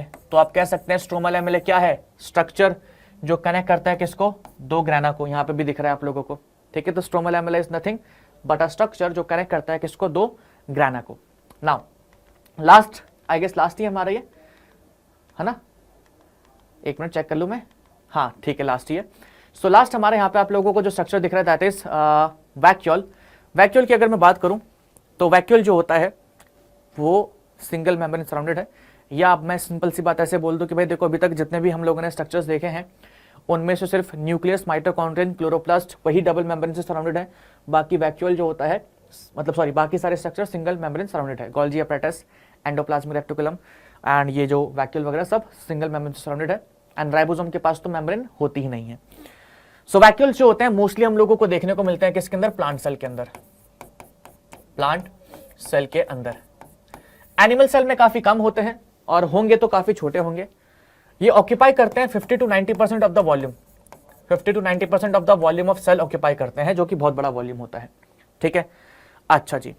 सो अब यहां पे अगर आप देखेंगे ये वैक्यूल जो है इसकी आउटर मोस्ट जो कवरिंग होती है उसको हम क्या कहते हैं, टोनोप्लास्ट कहते हैं, टोनोप्लास्ट। एंड इसके अंदर जो सब्सटेंस होता है उसको हम कहते हैं सेल सैप। क्या कहते हैं, सेल सैप। सेल सैप का क्या मतलब है, यहां पे अपना प्रेजेंट होता है, कुछ मिनरल्स वगैरह प्रेजेंट होते हैं, कुछ आयंस वगैरह प्रेजेंट होते हैं, मिनरल्स वगैरह, ठीक है, वाटर वगैरह प्रेजेंट होता है, आयंस वगैरह देखने को मिलते हैं। एंड जरूरी नहीं है कि वैक्यूल के अंदर मिनरल्स वगैरह ही देखने को मिले, वेस्ट सब्सटेंस भी हो सकता है ना, एक्सक्रीटरी सब्सटेंस भी हो सकता है, फूड वगैरह भी हो सकता है। तो वैक्यूल अलग अलग तरीके से अलग जगह पे काम करते हैं। So plant cells vacuoles are full of cell sap, यानी कि वहां पे सेल और कुछ मिनरल्स, और सॉरी वाटर और कुछ मिनरल्स प्रेजेंट होते हैं। Many substance of importance things are stored in plant vacuoles. Okay, so यहां पे आप देख सकते हैं इसकी आउटरमोस्ट कवरिंग जो है दैट इज टोनोप्लास्ट। अच्छा, ठीक है, बहुत बढ़िया। Single celled organisms like amoeba, जो अमीबा होते हैं, जो सिंगल सेल्ड ऑर्गेनिज्म है, और we can say unicellular organisms हैं, उनके अंदर हम लोगों को स्पेशल वैक्यूल्स देखने को मिलते हैं, ठीक है, जो खाने को बाहर निकालते हैं या फूड को बाहर निकालते हैं या उसको डाइजेस्ट करते हैं। So some specialised vacuoles also play important role in expelling excess water and some waste. जैसे कि यहाँ पे आप अमीबा के देख सकते हैं, अमीबा की यहाँ पे इमेज है, ये जो आप लोगों को स्ट्रक्चर बनता हुआ दिख रहा है, ठीक है, this is a vacuole. Okay, इसके अंदर वो खाना ले रहा है, उसको डाइजेस्ट करता है, डाइजेस्ट करने के बाद उस वैक्यूल को बाहर निकाल देता है। सो अलग अलग तरीके से वैक्यूल्स बनते रहते हैं और अलग तरीके से उनका यूज होता रहता है। ओके, अगर हम बात करें, यहाँ पे मैंने एक एनसीईआरटी का पॉइंट लगा रखा है, सॉरी इमेज लगा रखा है, कुछ इंपॉर्टेंट पॉइंट्स यहाँ पे मेरे को दिखाने थे आप लोगों को, इसलिए यहाँ पे मैंने इसको लगाया है। सो यहाँ पे देखो, इन प्लांट सेल वैक्यूल्स जो होते हैं are full of cell sap, ये हो गया, एंड प्रोवाइड कर दे टर्जिडिटी एंड रिजिडिटी। टर्जिडिटी मतलब क्या है, देखो एक होता है ना कि फूलापन, मतलब एक होता है ना कि मतलब थोड़ा एक बल्कीनेस, जैसे कि मतलब आपकी बॉडी जो ऐसी है, अगर मैं आपकी बॉडी से मसल्स हटा दूंगा तो आपकी जो स्किन है वो लटक जाएगी, है ना, झुर्रियां आ जाती है, इसको हम कहते हैं। बुढ़ापे में हम लोगों को झुर्रियां क्यों आती हैं, क्योंकि मसल डैमेज हो जाता है। सो उसी तरीके से अगर मैं आपकी बॉडी से मतलब मसल्स हटा दूंगा तो आपको झुर्रियां पड़ जाएंगी। सेम उसी तरीके से जब आप सेल के अंदर से वैक्यूल निकाल दोगे ना तो वैसा श्रिंक सा हो जाएगा। तो एक रिजिडिटी प्रोवाइड करके रखता है। स्ट्रॉन्ग मसल्स हम लोगों को एक बल्कीनेस देते हैं, रिजिडनेस मतलब एक होता है ना कि फ्लफीनेस देते हैं, तो फ्लफीनेस जो होती है सेल की बिकॉज ऑफ वैक्यूल, ठीक है। Many substances of importance in the life of plant cell are stored in vacuoles, जैसे कि हमारा अमाइनो एसिड्स हो गए, शुगर्स हो गए, ऑर्गेनिक एसिड्स वगैरह हो गए, प्रोटीन्स वगैरह हो गए, ठीक है। अमीबा के अंदर हम लोगों को फूड वैक्यूल देखने को मिलता है जो फूड कंटेन करता है। अच्छा, in some unicellular organisms specialised vacuoles also play important role in expelling, ये हो गया हमारा excess water and some waste from cell. तो अमीबा के अंदर फूड वैक्यूल बनता है, उसके अंदर वो खाना डाइजेस्ट करता है और उसी को फिर वो बाहर भी निकाल देता है उसी वैक्यूल की हेल्प से। तो वैक्यूल जो है एक तरीके से छोटे छोटे फंक्शंस करने में, कुछ चीज़ों को स्टोर करने में हेल्प करते हैं, ठीक है। एंड रिजिडिटी और टर्जिडिटी प्रोवाइड करते हैं। टर्जिडनेस मतलब कि एक स्वोलोनेस या एक फ्लफीनेस, इस बात को याद रखना। तभी मैंने एनसीईआरटी का इमेज लगाया इन दोनों वर्ड्स को क्या कहते हैं दिखाने के लिए, क्योंकि इसके ऊपर क्वेश्चन एग्जाम में आया हुआ है, ठीक है। सो यहां पे फाइनली आप लोगों का क्या कहते हैं चैप्टर जो है फिनिश होता है। इसमें का जो सेल एंड साइकिल वाला जो सॉरी सेल डिवीजन वाला जो हमारा टॉपिक है वो मैं अलग से कराऊंगा at I will take half an hour, क्योंकि उसको मेरे को डिटेल में समझाना है अच्छे तरीके से, तो आप लोग वो अलग से करेंगे, ठीक है। बाकी आपको लेक्चर में कोई दिक्कत वगैरह हो, कोई परेशानी वगैरह हो, कमेंट सेक्शन में लिख देना, ठीक है। नेक्स्ट चैप्टर कौन सा चाहिए वो भी कमेंट सेक्शन में लिख देना। कोई फीडबैक हो, कैसा भी कुछ भी हो, अच्छा बुरा मतलब कोई भी हो, कमेंट सेक्शन इज ओपन, आप आंसर कर देना, ठीक है। बाकी पसंद आए तो लाइक कर देना, एंड पहली बार आ रहे हो तो चैनल को सब्सक्राइब कर देना। Okay, bye bye and thank you so much.